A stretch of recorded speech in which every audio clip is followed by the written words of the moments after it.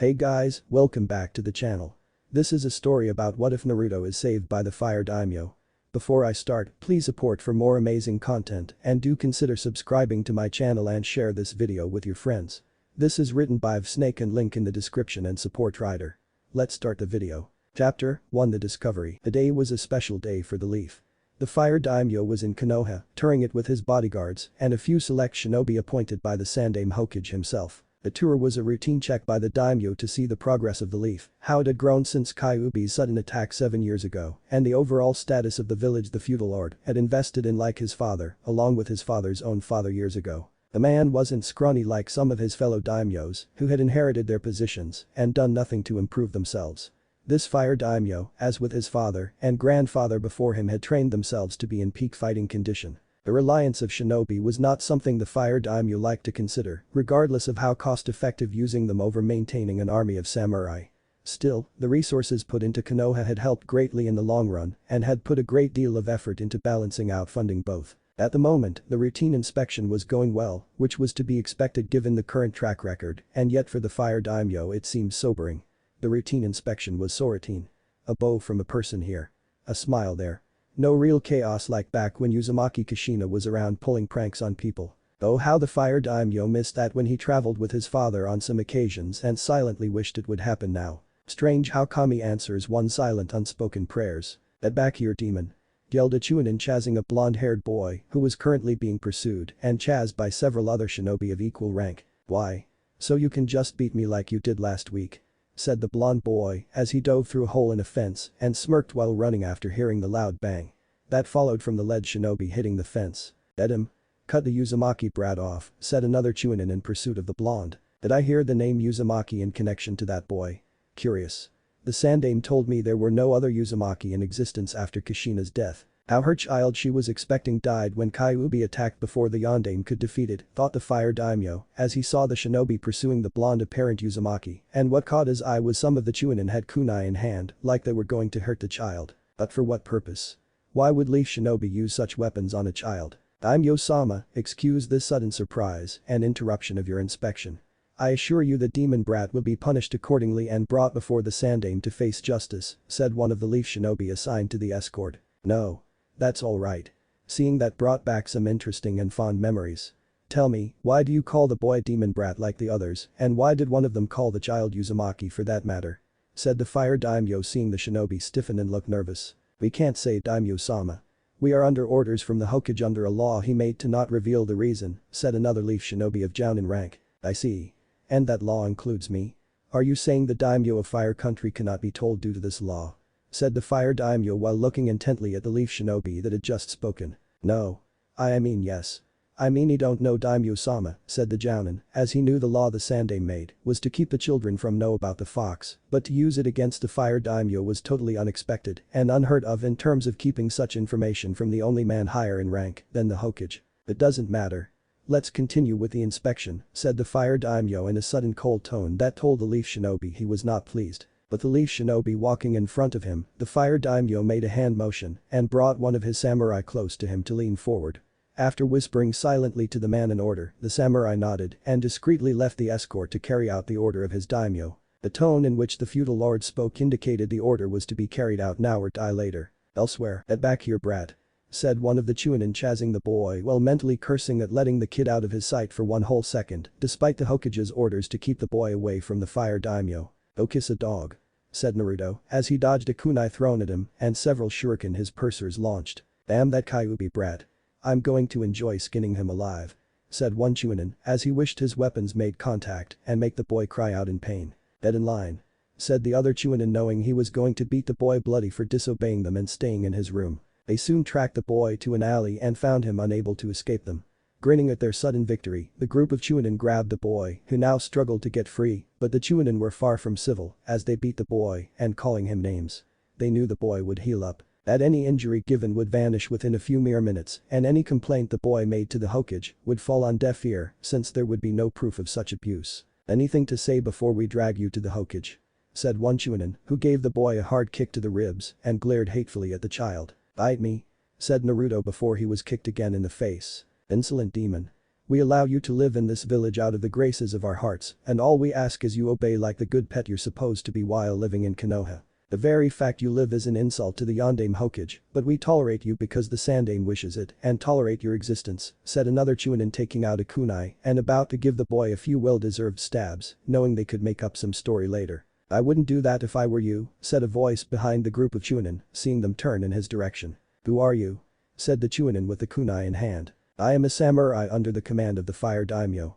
In his name, you are all hereby ordered to stand down and move away from the injured child," said the samurai with the Chunin sneering at him. "You? Ordering us? You samurai think you're all hot shit because you work for the Fire Daimyo, but one samurai against 5 of us is suicide, and this creature is not worth your life. Go back to the daimyo and tell him this is not his concern," said one Chunin, while the samurai narrowed his eyes at them. "This is your one and only warning, Konoha shinobi. I will not give you a second one, for I will kill you in this alley," said the samurai, with the 5 Chunin looking angrily at him, with their intention of hurting the blonde, now aimed it at their new target. "I highly doubt that, samurai.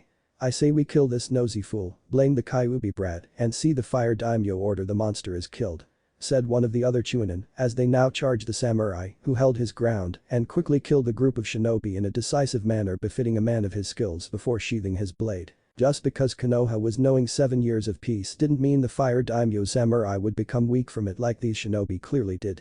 The one thing the samurai did in times of peace that shinobi did not was prepare for war and keep the mind along with the body sharp in the event war breaks out for any reason. "Why?" said Naruto seeing the samurai turn to look at him. "Why what?"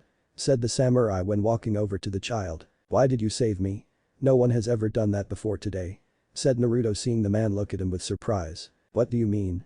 This isn't the first attack aimed at you," said the samurai before he kneeled down in front of the boy. "This is minor compared to the usual ones.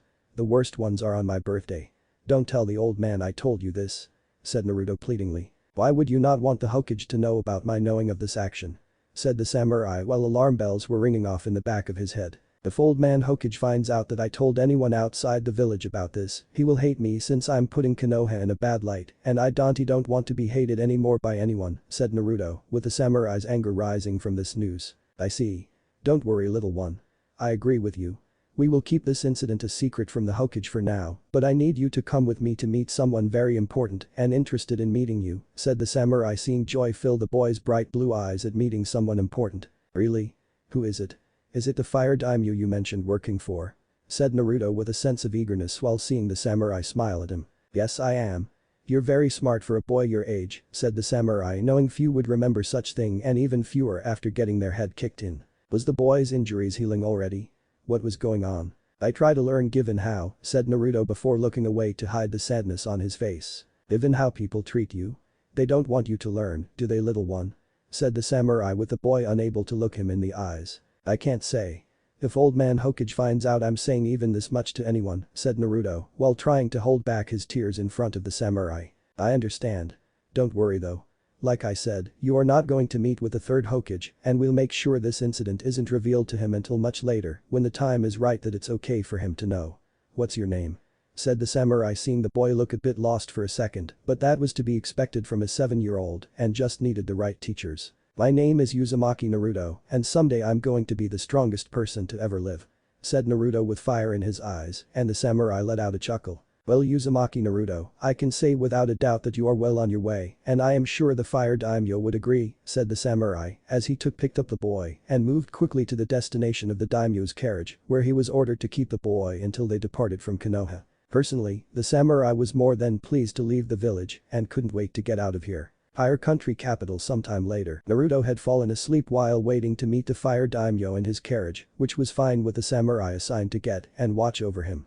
The Fire Daimyo didn't mind either after his loyal warrior told him what he witnessed and how the Sandaime Hokage was involved on some level with the child's abuse. It made the feudal lord's blood boil at hearing the boy being beaten, called names, and the fact the child was in Uzumaki out of all children in Konoha made the man furious. When Naruto awoke from his slumber, he found himself in a comfortable bed in a place that was very nice and wondered what he had done to deserve this special treatment. He didn't prank anyone in Konoha, well, not recently anyway, and Naruto doubted such an act would get him in the good graces of anyone like the Fire Daimyo. Unless the feudal lord was a prank enthusiast, though something told Naruto that pranking Fire Daimyo or anyone close to him was not a wise move for himself. A knock at the door and a maid popped her head in to see him. "Oh, Naruto-san, you're awake. You must have been really tired. The daimyo is expecting you soon, said the maid as she walked in and saw the boy's eyes widen in realization of what the samurai told him. He is? Oh no. What do I do? Said Naruto in a panicky voice, acting like any normal panicking child would do in his situation and looking around frantically for a means to counter this situation with the maid just letting out a giggle. Calm down, Naruto-san. The daimyo won't be angry with you for wanting to look your best in his presence. I've come here to help you get ready to meet him, said the maid as she saw Naruto look at her with surprise and hoped that he had a chance to make a good impression on the only person outranking the Hokage. Really? Thank you. Said Naruto happily. You're welcome, Naruto-san. My name is Kikyo. First, I'm going to get your bath ready and one of my fellow maids will come in with a fresh set of clothes for you to wear after we're done, said the maid having a son of her own at Naruto's age. You're going to help me with my bath, Kikyo-chan? Said Naruto, suddenly surprised that she would help him since no one helped the boy when at the orphanage with anything. Of course. It is my duty. Besides, I have a boy roughly your age and him bathing alone is not something a responsible adult should do, said Kikyo with a smile and helped the boy to the nearby bathroom where the bath was set up. Fire Daimyo's office sometime later. The Fire Daimyo looked at the boy sitting across from him, looking nervous while trying at the same time to be respectful and not fidget in his presence. Not easy to do with a 7-year-old filled with energy and even more difficult when the child is in Uzumaki. It was clear Naruto had questions about things but knew better than to ask things right away and was waiting for Regal Man to speak. The boy was smart for his age, despite the evidence of his education being next to nothing, while possibly being given just enough of a basic education to read, write, and speak when such a task would be required of him. You have questions, young one? Ask them and I will answer to the best of my ability, said the Fire Daimyo calmly to the boy. First, I want to thank you and the samurai responsible for saving me. He said you were interested in speaking to me and if it wasn't for him, said Naruto unable to finish the sentence. I'm firmly against child cruelty, Naruto-san. Something the Sandaime Hokage is not or only in certain cases, said the Fire Daimyo seeing Naruto frown a bit. The old man isn't bad. He's taken care of me for the most part when possible due to his busy schedule, said Naruto with the Fire Daimyo nodding to indulge the boy, though his mind thought differently, given what had happened to the child, with the incident being one among many. Being Hokage is tiresome just like it is being daimyo. Still, with such a title like our, we have subordinates who are given orders and must be followed to the letter. Though for a shinobi of the leaf has to do it in 2 ways. 1. The order must not be treasonous to the leaf, as well as against the Hokage running Konoha, and on a higher level against me, said the Fire Daimyo, seeing the boy nod with some understanding. So those shinobi that attacked me were committing acts of treason? Said Naruto seeing the feudal lord nod. As well as several other laws of this land in which I rule. Tell me, Naruto-san, how many attacks have you suffered while living in the leaf? Said the Fire Daimyo curiously and the boy stiffened. You can't say, said Naruto seeing the man close his eyes for a moment in thought. You don't have to since my samurai responsible for rescuing you earlier told me it was more than just that one incident he witnessed. Some were even worse on your birthday, correct? Said the Fire Daimyo with Naruto nodding slowly. Yes sir, said Naruto while the Fire Daimyo looked at him with those piercing soul-searching eyes. Do you know why? I'm sure you've asked the Hokage why they attack you, right? Said the Fire Daimyo seeing Naruto nod. I have, but old man told me I was too young to understand and would explain it to me one day, said Naruto seeing the feudal lord's eyes harden. I bet he did. Beat any sense of right and wrong out of the boy, so when he was told there would be no resistance in his mind. Damn you, Sarutobi. Thought the Fire Daimyo before refocusing on the curious and yet cautious boy. Do you know why I am hated? Said Naruto seeing the man's eyes soften now. I have a theory, Naruto. Though I need time to gather evidence before I can confirm it and tell you if it's even true, said the Fire Daimyo seeing Naruto nod. What about my parents? The villagers said hateful things about them. Calling my mom bad names I shouldn't repeat, as well as something about my dad too, but the Hokage told me they were great people in Konoha, and Yi wouldn't tell me who they were. Do you know who they are? You're the most important person in the land and would know who they are, right? Said Naruto with the Fire Daimyo's blood now boiling with rage at hearing this new piece of information. I do know who your parents are, Naruto. Whatever mean things they say about them and the names they are called are not correct. Far from it. They were great people and heroes of the leaf. I don't know why the Sandaime didn't tell you who they are, but he should have done that and more importantly he should have told me you were alive, said the Fire Daimyo as he saw Naruto looking at him curiously and with hope in knowing the names of his parents. You know who they are? Can you tell me? Please Daimyo-sama. I won't ask anything of you if this one wish could be granted. Please tell me who my parents were. Said Naruto getting on the floor and bowing to the shocked man. Rise child. I do not wish to see the son of my two close personal friends bowing to me in this manner, said the Fire Daimyo before walking around his desk and now kneeling before this child with tears running down his whiskered face. Who were they? Please tell me, said Naruto seeing the feudal lord nod. Your parents' names were Namikaze Minato and Uzumaki Kushina. Your father was the Yondaime Hokage of Konoha and your mother was heiress to the Uzumaki clan. She was the last Uzumaki when Whirlpool Country was destroyed in one of the shinobi wars and was considered the last before you came along, said the Fire Daimyo seeing Naruto was surprised to hear this and was unable to comprehend this information. My father was the Yondaime Hokage. No. No. It's not true. That can't be true. If it was then the people wouldn't hate me, said Naruto as he hit the Fire Daimyo in the chest area and the feudal lord held the boy close. I'm sorry Naruto. I truly am.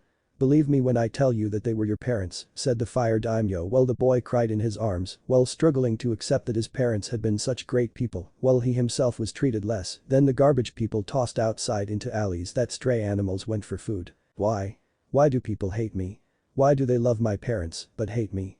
Said Naruto seeing the Fire Daimyo sigh knowing he really wasn't sure himself but still had an idea of why and yet Naruto didn't need to be freaked out right now. I think I know why Naruto, but I am unsure if the reason is in fact what I suspected and if you give me time I will find out why.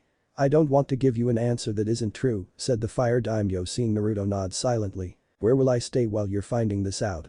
Said Naruto after a moment since he did not have a home to live in. Here in the palace with me, said the Fire Daimyo knowing the boy would be safer here than in Konoha. Here? Are you sure? Said Naruto nervously since he didn't want to impose. I insist Naruto. You are hereby considered my guest of honor in my home, said the Fire Daimyo with the boy looking so happy at this news. Thank you. Thank you. I'll be on my best behavior. No pranks. Said Naruto knowing that to be a Hellraiser in Konoha was one thing, but in a place like this and someone so high up was unwise. The Fire Daimyo just laughed. Well maybe a prank or two wouldn't hurt. My guards need to be tested on occasion so they don't slack off. Just let me know in advance when it's coming, said the Fire Daimyo as he saw the boy grin and knew Naruto got it from his mother. Deal. Said Naruto with the two laughing with the boy's laugh truly being truly genuine this time. Excellent. Now Naruto while you are here, I want to see you become strong like your parents and one day surpass them. For that to happen, I'm going to arrange a series of teachers from my samurai, several of the Guardian 12, and even shinobi handpicked by myself to oversee the training for the next couple of years. Do you approve? Said the Fire Daimyo seeing the boy nod enthusiastically at the idea. Absolutely. Said Naruto seeing the man smile further. Follow me. We're going to meet some of them right now, said the Fire Daimyo as he walked out of the room with Naruto right beside him and the desire to become great swelling within the boy's blue eyes. 3 weeks later, the Sandaime Hokage entered the Fire Daimyo's office. He had been escorted there by a select group of the man samurai after traveling to the capital of Fire Country when the feudal lord summoned him here. The third Hokage didn't know why the Fire Daimyo was summoning him here, but the way some of the samurai were actually glaring right at him told they were not pleased with what they knew about this and somehow whatever the issue was about had some deep connection to his position as Hokage. Asuma was no help either as he had stopped writing letters for the past 3 weeks and no one close to his son here in the Fire Country capital could give him an answer. The old Kage was starting to feel a cold shiver run up his spine when he sat down. The eyes of the Fire Daimyo were cold. A far cry from the usual warmth he had seen the last time the feudal lord had visited and even that moment was not as warm like the Hokage had hoped. The Sandaime remembered it being a faded warmth from the usual amount the feudal lord gave when greeting him and now there was only a deep coldness within the regal man's eyes. Do you know why I've called you here Sandaime Hokage? Said the Fire Daimyo as he saw the old man before him shifting uncomfortable and knew it was more than just the nervousness felt from being looked at with such scrutiny. There were many seals secretly put around the room. Seals placed there at the request of his grandfather many years ago to the Uzumaki seal master at the time to prevent the use of chakra in the room. Uzumaki Mito's teacher if the Fire Daimyo remembered correctly. The man had seen to it that the seals were the best ever made. Wouldn't wear away, wash away, and or be removed in any way possible. At this moment, the Sandaime Hokage was an old man and had no power in this room. The god of shinobi was reduced to an old man in this room with no power, no chakra, and no strength to fight against a much younger man that commanded all of Fire Country. No Daimyo-sama. Your message said to come here immediately and I obeyed, said the Hokage seeing the feudal lord of Fire Country frown slightly. Indeed. My message did that. In fact, I believe I wrote in my message that I was in fact commanding you to come here a week ago, said the Fire Daimyo seeing the Sandaime win slightly. There was an internal matter of who would be running Konoha until my return and there were several volunteers, said the Hokage with the Fire Daimyo frowning further. It took you nearly a week to decide. Such a temporary replacement should not take so long to put into position unless you were dragging your feet and there was something else that you felt required such a delay in seeing me, said the Fire Daimyo, seeing the elderly Cage wince again. I admit I was delayed, and for that I am sorry Daimyo-sama, said the Sandame, while the feudal lord scowled further with a fury in his eyes the Hokage had never seen in the man until now. Do I come off as a fool to you, Hiruzen? Do you honestly think I am some kind of naive idiot? Said the Fire Daimyo with the Hokage looking shocked at his line of questioning. Daimyo-sama too don't understand. Too, said Hiruzen, while the Fire Daimyo reached his limit in terms of patience with the Hokage and slammed his fist down on his desk. Do not take me for fool. You know damn well why you were late to my summons. Yelled the Fire Daimyo, seeing the Hokage looking like a deer caught in headlights. The Hokage did know why. Hiruzen had turned Konoha inside and out the past week trying to find a single person in the village. A single child, which he didn't even know was missing until much later due to the shinobi or the people in general within the village not caring about what happened to this boy. The Hokage went to every place in Konoha he knew the boy liked to hang out, searching for the child, hoping the villagers and his shinobi didn't do anything too damaging to the child. The boy named Naruto. Uzumaki Naruto. Daimyo-sama too don't know, said the Hokage as he saw the younger man frowning at him and knew lying was pointless here. You don't know what? You don't know where Uzumaki Naruto is? Is that what you want to say? Said the Fire Daimyo while seeing the old Cage before him sweating up a storm. How did? Said the Sandane while trying to figure things out in his head. How did I know? How did I find out? As in how did I find out that the son of my two dearest friends of mine was being abused by the very village they defended so nobly? Said the Fire Daimyo while the Hokage was trying to keep his composure. This isn't happening, thought the Sandane while the Fire Daimyo produced a folder filled with information. The boy has been here for 3 weeks. Since then, I've had my agents do a little digging in Konoha and found some interesting pieces of information.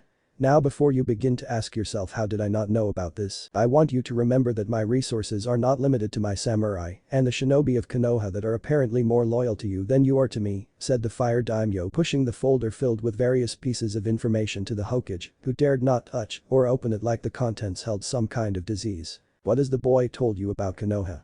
Said the Sandame at last, though his voice was barely a muffled whisper. Enough.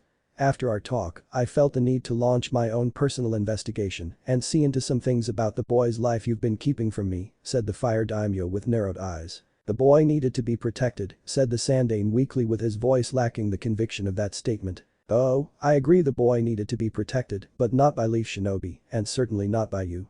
Said the Fire Daimyo knowing the Hokage was trying to think of a way to get in his good graces and the boy back in Konoha. Please Daimyo-sama.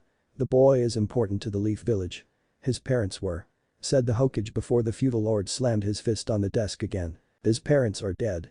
I know who they are, Sarutobi, and I know how they died, so don't talk to me like I'm some gullible fool.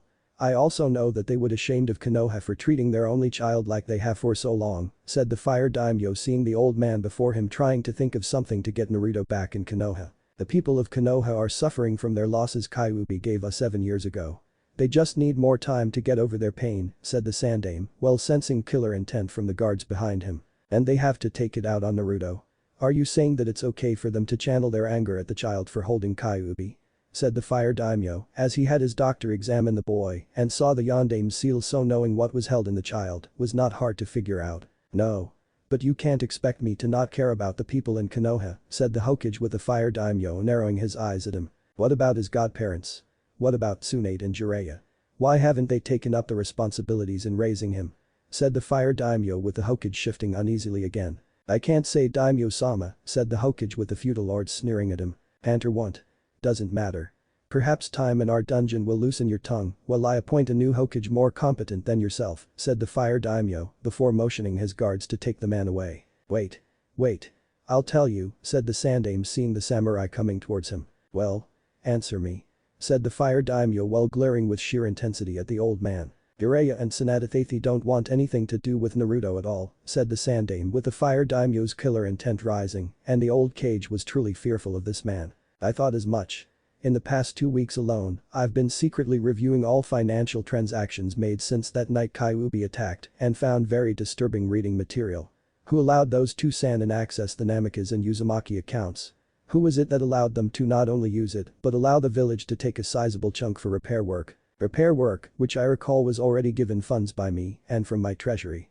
Said the Fire Daimyo seeing Hiruzen looking nervous. The money from both clans went to very profitable investments in Konoha after it was realized such an error had been made, said the Sandaime, but the Fire Daimyo wasn't buying it and the man pulled out another folder. By profitable investments, do you mean various stores, businesses, and overall house remodeling projects for various members of the civilian council?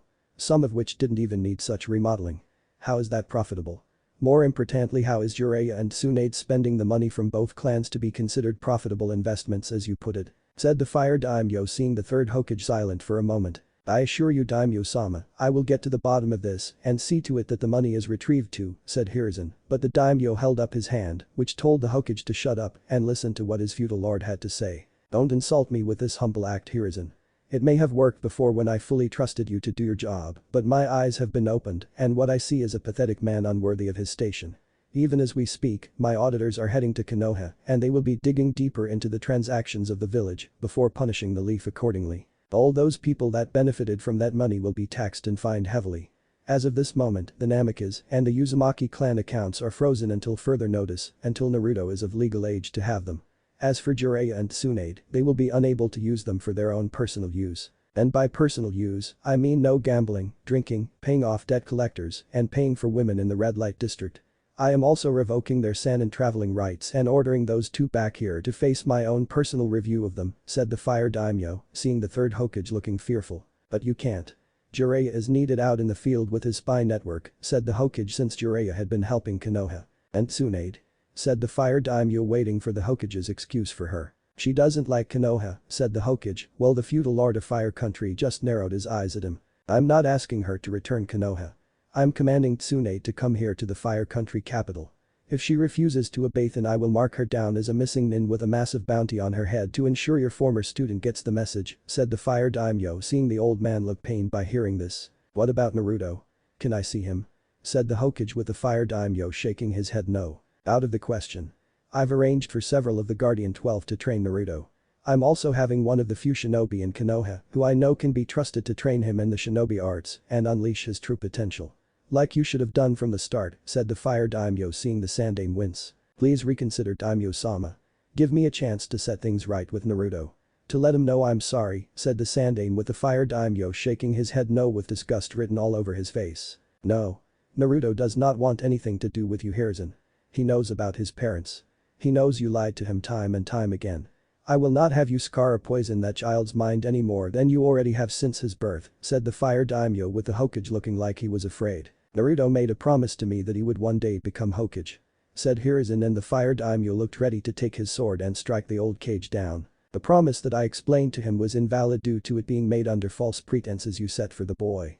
Whether or not Naruto sets out to keep his promise and being Hokage like you hoped will be his choice to make, said the Fire Daimyo, seeing the old cage did not like this news at all. Don't you see I had no choice? The boy is the key to Konoha's security and future, said Hiruzen, having stood up from his seat with panic clearly on his face. And by key to Konoha's security and future you mean the village weapon. Don't think I don't know about the history behind Jinchuriki and the lives they've lived. Kushina told me herself about how she was the Kyuubi Jinchuriki and Uzumaki Mito was the first one before her. I wonder how those two, plus your sensei and his brother, would react if they were here to learn just how Naruto was treated. How you, Tsunade, Jiraiya, and everyone else, knowing of your little plan, tried to turn the boy into your faithful servant. Said the Fire Daimyo, seeing the Sandaime grit his teeth in anger before using his last trump card. Naruto belongs in Konoha. It was the Yondaime's dying wish that he develop a bond in the village. You cannot deny the dying wish of the Yondaime. Said the Sandaime, while the Fire Daimyo scowled with a look of pure hatred. How dare you? You would use that line on me? You dare use that excuse, knowing full well that the village and its people haven't done that for Naruto. You talk about him developing bonds with the village. You talk of the dying wish of the Yondaime not being denied, but we both know that will never happen so long as he stays in Konoha and is scorned by its people. Your request to have Naruto return to Konoha is denied, and if you try to find out where he is to have him kidnapped, he will liquidate the village to start anew, said the Fire Daimyo, seeing the Sandaime stiffen since he had planned to do just that. The Daimyo-sama Yaoyu wouldn't do that. The village has stood since the time of my sensei with his brother and Uchiha Madara first founded Konoha, said the third Hokage, with the feudal lord of Fire Country, looking at him with a deadly serious look in his eyes. You're half right. The village was founded through them, but also with my grandfather's blessing and support within this land that I now rule. A blessing that I am within my own right as ruler of Fire Country to revoke. It is through my money, my resources, and my support that Konoha still stands. Though I'm strongly considering the idea of removing Konoha from the world right now from how you've tried to defend its actions against the boy. Get out of office, out of the capital, and return to Konoha where I will soon decide its fate. One more thing, Hiruzen. You will not inform Tsunade Jiraiya of why I am ordering them back to Konoha. If you do, I'll order your execution for treason against me, said the Fire Daimyo, seeing the Hokage was fighting the urge to yell at the feudal lord for saying such a thing. I understand, Daimyo-sama. May I ask what has become of my son Asuma? I have not heard anything from him for some time, said Hiruzen, knowing he could at least get that much from the Fire Daimyo. I've ordered your son to stay here in the capital, but denied him the right to contact you about everything and anything regarding Naruto since the boy's arrival. Before you think he knows where Naruto is located, I will stop that line of thought for you and say that the man does not know the boy's location. I do not trust him just as I have come to not trust you. That is all I will say on the matter. Now get out of my sight, Hiruzen. I don't want to see you unless it's absolutely necessary, said the Fire Daimyo, pointing to the door, and the third Hokage bowed rigidly. All I have ever done has been for the greatness of Konoha and Fire Country, said the third Hokage, and the Fire Daimyo scoffed. If that were true, Hiruzen, you wouldn't have revealed Naruto's status as a Jinchuriki and made sure the village populace didn't know either, said the Fire Daimyo before his two guards escorted the Hokage out of his home. Moments later, a shinobi monk by the name of Chiriku walked in and bowed to the Fire Daimyo before handing him a report. Reading it over, the Fire Daimyo smiled at what he read, and the monk himself did too, since the report regarded Naruto. I've never seen a child so cautious of new people and yet so happy in all my time being alive, said Chiriku, having seen the child hesitate to meet the shinobi monks at the fire temple. Ansai has already grown attached to him already, I see. He's become something of a surrogate grandfather to the boy, said the Fire Daimyo, seeing Chiriku smirk. Yeah. Naruto was hesitant at first to be around so many of us, but when we showed we're not like the people in Konoha, he seemed happy, and it breaks my heart knowing Konoha tried to take that away, said Chiriku, seeing his feudal lord frown slightly. Konoha will pay for their actions against the boy. I will see to it, said the Fire Daimyo, knowing his wrath would be minor compared to Naruto's should he wish to unleash his fury on the village. And the Fire Daimyo would let him too. Young Santoki sees Konoha's actions to be unforgivable and has already tried to help in Naruto's education. In many things the Leaf would deny him. I've already begun some measure of training for Naruto too and find his energy to be impressive for one so young. Though given his status as Jinchuriki of Kyuubi, it is to be expected, and we intend for the boy to be well trained when the time comes to defend himself, said Chiriku, as he was having the boy work on his normal training exercises and then intended to get into the weapon training with a bow staff. Good. I want Naruto to reach his full potential. I've also had one of my agents get a message out to Uchiha Itachi and informing him of his services to me regarding Naruto, said the Fire Daimyo, while Chiriku was surprised to hear this. The Uchiha Itachi? I've heard of him, but only by reputation, and here he's quite good for someone his age, said Chiriku, knowing the Uchiha was supposed to be very strong and would be an excellent teacher. Yes. I made sure he understood this mission was not to be shared by anyone in Konoha due to them currently scrambling to find the child now that they realize he's no longer in the village, said the Fire Daimyo, seeing Chiriku nod. With Itachi's help, I have no doubt Naruto will be one of the strongest shinobi since his parents, but when his training is complete he be under the jurisdiction of the Leaf and the Hokage, said Chiriku, seeing the Fire Daimyo shake his head no. No. I'm having the boy become a shinobi under my direct command. He will be my very own agent in the shadows, so I will no longer be led astray with nativity in believing the Hokage or the village in general can be fully trusted. When his training is complete, I will have him enter Konoha and Naruto will secretly observe the village before giving me a report on the current situation, said the Fire Daimyo, seeing Chiriku nod. Asuma asked me about Naruto when I came here to speak with you, Daimyo-sama. I've come to suspect he's going to inform his father of the boy's location if I reveal it, said Chiriku, while the Fire Daimyo scowled. Don't tell him anything, Chiriku. Asuma is more loyal to his father than to me, and while I understand why that is the case on account of their blood ties, this matter does not have anything to do with that, said the Fire Daimyo, with the shinobi monk nodding. When do you expect Naruto's so-called godparents to arrive? Said Chiriku, seeing the feudal lord to think about this for a moment. Soon. After I cut their access to each clan account they each took, neither will come back just for that alone, but rather to find out why their traveling rights have been revoked and seek to get them back. Those two Sannin have some nerve to abandon Naruto and then drain a hefty sum of his inheritance from both sides of his family. Something I intend to see hurts them in the long run, and that to go against my ruling would be unwise, said the Fire Daimyo, seeing Chiriku nodding in agreement. Does Naruto know about his godparents? Said Chiriku, knowing that those two might try to get close to Naruto and poison his mind like the Sandaime did in Konoha. No. Up until now, I did not know anything about it, but the Yondame's will, which I required from one of my agents, hereby stated that should anything happen to him and his mother, they were to take care of the boy. The will was unsealed that very night. The Kyuubi was sealed into Naruto by the Sandame, as this seal when broken, also tells who broke it and the time it was broken, said the Fire Daimyo, seeing Chiriku frown slightly with confusion. There is still something I don't understand, Daimyo-sama. If the Sandame, Jiraiya and Tsunade knew the boy was their Sanwi, did they do this to him? Why did the Hokage manipulate things? Why did Jiraiya and Tsunade abandon him? It doesn't make sense, said Chiriku, while the Fire Daimyo nodded in agreement. When the two Sannin get here, Chiriku, I will see to it they answer my question, and for their crimes the against a boy, said the Fire Daimyo, knowing those two had a lot to answer for and he was going to see to it that they did. One way or another. With Naruto several days later, Naruto could honestly say he loved the Fire Temple, even if it was too quiet at times for his liking when meditation was required for the monks, and given his own nature could try his paper-thin level patience.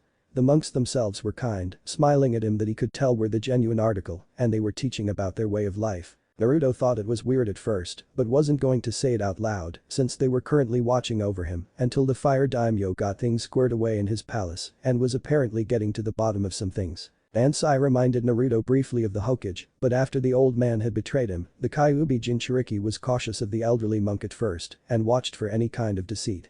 After seeing Bansai was not like the old Hokage, the Uzumaki child warmed up to the elderly monk and soon became the grandson this old man had always wanted in life. Bansai had been instructing Naruto on the fundamentals of being a shinobi monk, which baffled the poor boy at first, but the elderly monk used living examples of what they did at the Fire Temple, and it was through that did the hyperactive blonde begin to understand. Bansai-sensei, said Naruto, as he sat in mediation with the elderly monk across from him, and the old man opened his eyes to look at the boy. Yes, Naruto?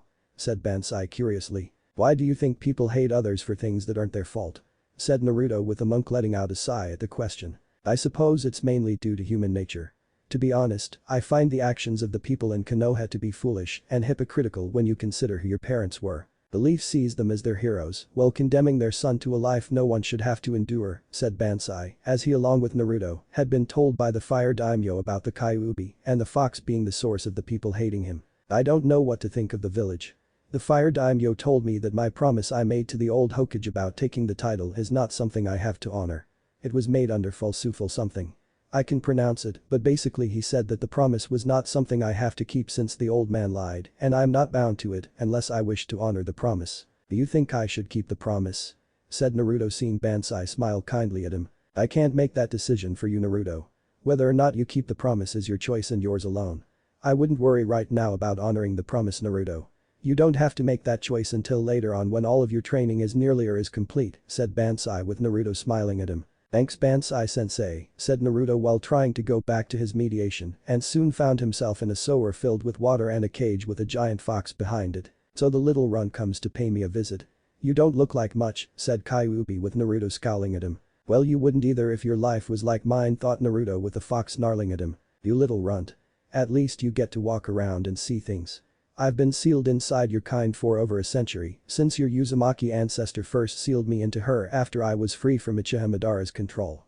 Said Kyuubi while glaring at the boy and was a bit surprised the kid didn't fear him. You were? I didn't know. Wow. I'm sorry, thought Naruto while looking away, and the fox just looked stunned for a second before letting out a sigh. You didn't know, kid. I doubt anyone would ever tell you anything about the history I have with the various clans of your village, said Kyuubi, while Naruto looked at the fox with curiosity in his blue eyes. You do? Thought Naruto while seeing the fox smirk at him. 3 clans actually. The Uchiha clan is one, which I despise for their cursed eyes and their superiority complex. Another, the Senju clan is nearly extinct but respected much more than the first, and third is your clan. The Uzumaki clan, said Kyuubi with his vessel looking at him with interest now. Wow. Hey wait. I know about the Uchiha clan. If you are connected to them, then why aren't they hated and shunned like I am in Konoha every day? Thought Naruto with the fox scoffing at the boy's nativity. Please. Do you really think this information is common knowledge? The only people who know about this are the members from each of these clans and every Hokage up until now, said Kyuubi with an image of the Sandame flashing in the boy mind and snarled at it. I wonder if my parents would have told even me about you if they hadn't died in sealing you inside me when I was born. Thought Naruto with Kyuubi scoffing again. They wouldn't have had a choice in the matter, kid. Only in Uzumaki can hold me and you were the last after your mother died, said Kyuubi having listened to the interesting conversation the child had with the Fire Daimyo and learned this boy was their offspring. So I was going to be your prison no matter what happened that night, thought Naruto sadly with Kyuubi just watching him. Yes. Though the seal would have been different and more constricting than this one due to this particular seal being your father's handiwork. Not to mention, you would have me inside your body at a later age instead of when you were first born and been strong enough to handle the change without too many complications in holding me, said Kyuubi, while Naruto just grimaced. I don't think I would have wanted to be your vessel. It seems wrong to keep you locked away like this, thought Naruto seeing the fox raise its eyebrow at him. Oh really? And what would you do in the place of your predecessors? Let me out and be allowed to roam free. I wasn't the nicest Biju even before Madara used his eyes to control me. What makes you think your actions wouldn't lead to something horribly tragic? Said Kyuubi seeing Naruto looking up at him. I don't know. Maybe you're right and you would do something bad. But even if you did, it would be your own choice and fault for doing it in the first place right after getting free, thought Naruto seeing Kyuubi nodding, since the kid did have a point in a weird way. Regardless, there is no avoiding the outcome of what you would become in the future had your parents lived, and the only difference when compared to now is the people of Konoha would have never known, said Kyuubi, and ended their conversation before kicking the boy out of his head. You spoke to the fox, said Bansai having sensed some of the fox's chakra with Naruto stiffening slightly. I didn't mean to, Bansai-sensei. I was meditating and suddenly appeared in my mind with him waiting for me. He kicked me out just now too, said Naruto while looking away like he was about to be scolded for doing something stupid. It's alright. Sooner or later you would have talked to Kyuubi. Just be mindful of the fox for they are known tricksters, said Bansai in a friendly teaching tone. I don't think he wants to trick me. Not yet anyway. I think he's just lonely being sealed away for over a century and needs a friend, said Naruto with Bansai looking very surprised since no one had ever considered befriending a Biju before now. And you want to be his friend? Said Bansai simply. If you let me. Kyuubi wouldn't be alone anymore and stuck in that cell by himself, said Naruto with Bansai nodding in thought. You are traveling down an unknown and dangerous path, Naruto. Be mindful when you are talking to him. Just because you want to be Kyuubi's friend does not mean he'll want to be in return, said Bansai with Naruto nodding. I know, Bansai-sensei, but if I don't at least try, then I'm just like all those villagers and shinobi in Konoha that hate me, said Naruto with Bansai smiling at the child. You have a good heart, Naruto. Come. It's time to eat, said Bansai as he got off the ground and Naruto followed with his stomach growling. Or was it Kyuubi laughing or growling angrily at the notion of being friends with his vessel? Higher country capital 2 weeks later. The Fire Daimyo had been informed of Jireya's arrival, with Tsunade's not being that far off with a young woman and pig, following the female Sannin just a few steps behind. The two had come later than he had hoped, but it was to be somewhat expected given their nature and vices getting the better of them. One was gambling, which no doubt had played a key part in Tsunade's return, since her access to the Uzumaki clan account had prevented her debts from being paid. Jiraiya had probably used some of the vast wealth from his own accounts to enjoy some of the time spent in the more seedy places of the elemental countries, so the loss of Namika's clan account didn't hurt the Sannin that much. Still, the loss of the traveling rights for both put a significant cramp on their means to enjoy their vices and to escape his command to come here. Hence the order to come here being one they could not ignore. As expected from what he heard from his informants, both Sannin were less than pleased in having their traveling rights revoked, being summoned to see him, and secretly losing all access to the accounts they both tried to bleed dry. Until he called them out on it, the Fire Daimyo would not say anything about the matter, since neither knew it was by his order. The accounts were beyond their reach, but knowing Tsunade's temper, she would eventually crack and say some things before anyone could stop her. Her weakness was centered around her temper when touching a personal subject, which the woman had it in spades after losing those close to her, and all he needed to do was poke the festering wound of the Sannin soul before it exploded.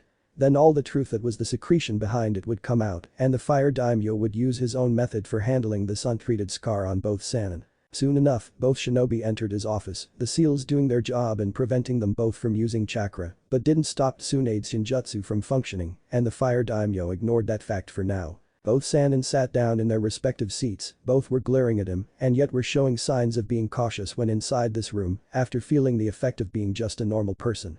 The woman with Tsunade was also cautious but more respectful to the Fire Daimyo and bowed slightly to show she was in fact honored to be in this room with him. Thank you both for coming, said the Fire Daimyo with both Sannin giving a polite nod, though Tsunade's face showed she was only giving it only because he outranked her. When the Fire Daimyo gives an order to come visit him we obey, said Jiraiya with a smile on his face now while trying to lighten the mood between the three of them while Shizune still looked nervous despite everything. Forgive me for not believing you, Jiraiya-san.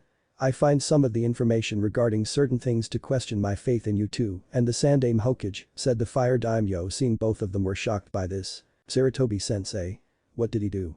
said Jiraiya. Well, Tsunade was shocked to hear the Fire Daimyo was actually questioning them about anything. "I've already spoken to the Hokage separately about this and ordered him not to contact you regarding what I've learned so I could speak to you two personally," said the Fire Daimyo, while seeing the two Sannin looking a bit concerned. "About what?"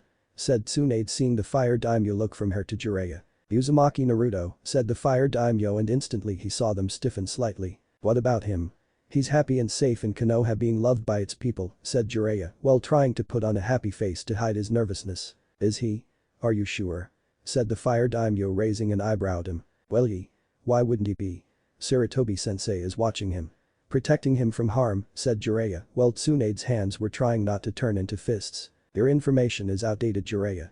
Uzumaki Naruto is no longer in Konoha," said the Fire Daimyo, seeing Jiraiya looking shocked and fearful, while Tsunade narrowed her eyes at the feudal lord. "What? When? How?" said Jiraiya, getting out of his seat, but the samurai guards in the room just grabbed by his shoulders and forced back into the seat. "You took him from Konoha, didn't you?" said Tsunade accusingly. "Someone had to help the boy. You two were elsewhere instead of fulfilling your duties as being Naruto's godparents," said the Fire Daimyo, seeing them tense up at having their secret found out. "We thought it was better for Naruto due to certain problems he would get by having our attention," said Jiraiya, seeing the Fire Daimyo's eyes narrowing at him. "You mean being of the Yondaime Hokage?" said the Fire Daimyo, with Jiraiya looking shocked that he knew. "But Sensei made sure to keep such information a secret," said Jiraiya, while the Fire Daimyo snarled in fury at the fool in front of him. It wasn't hard to figure out, Jiraiya. There was only one Uzumaki in Konoha before the boy's birth, and I performed the wedding of that woman to the Yondaime Hokage myself," said the Fire Daimyo, seeing Jiraiya looking uneasy now. "Why are we here?" said Tsunade, knowing the man wanted them both here for something else aside from what was already exposed. "I ordered you here because I wanted to know why you abandoned that boy to the village, which hated him for holding Kyuubi, and not protect him when he needed it most," said the Fire Daimyo, seeing the two Sannin look at each other for a second before looking back at him. "We thought Sarutobi-sensei would," said Jiraiya, but he was silenced by the daimyo's fist hitting the desk and causing it to shake, while the feudal lord's fury-filled eyes were burning a hole through the heads of the Sannin in front of him. Don't you dare try to put all the blame on the Sandaime. I have had enough of him already, and you two will share the blame for this act of injustice against this boy. Do you honestly think I would order you here unless I knew everything about what you did? You are here to answer my questions regarding Uzumaki Naruto," said the Fire Daimyo, seeing the two Sannin shift again. "Did you know because of Naruto that Kushina is dead? That the woman I thought of as a daughter was killed by her own son?" said Tsunade, while the click down of one of the samurai guards getting ready to unsheath his sword should she make any move against the feudal lord was made. "So you blame Kushina's death on her own son? That's your reason? The boy didn't have anything to do with her death. Kyuubi did. Of course, the fox is sealed within Naruto, so it's no real surprise you would come to the belief that by hurting the prisoner would also suffer and you would get some measure revenge. What about you, Jiraiya? Do you hate the boy because his father is dead? Do you blame Naruto for the death of your students?"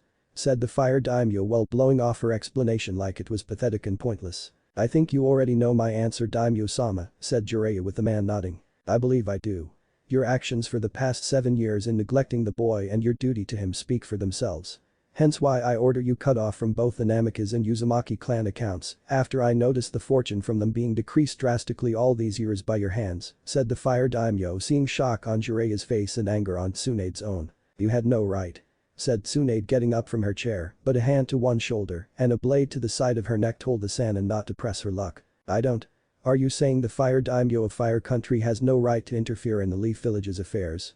A shinobi village which resides in my country and in my lands that I rule," said the Fire Daimyo, seeing the slug Sannin sit down though the sword was removed her neck now. "Daimyo-sama, you must understand said Jiraiya, but was silenced by the glare the ruler of Fire Country gave him and knew his words were only provoking the man. "I understand perfectly, Jiraiya.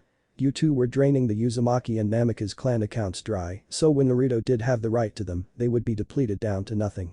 He would be stuck in Konoha and relying on the village for financial purposes, so leaving for greener pastures was out of the question. I am well aware the village took more than enough from both accounts with your blessing, while each of you spent a hefty sum on your own personal vices.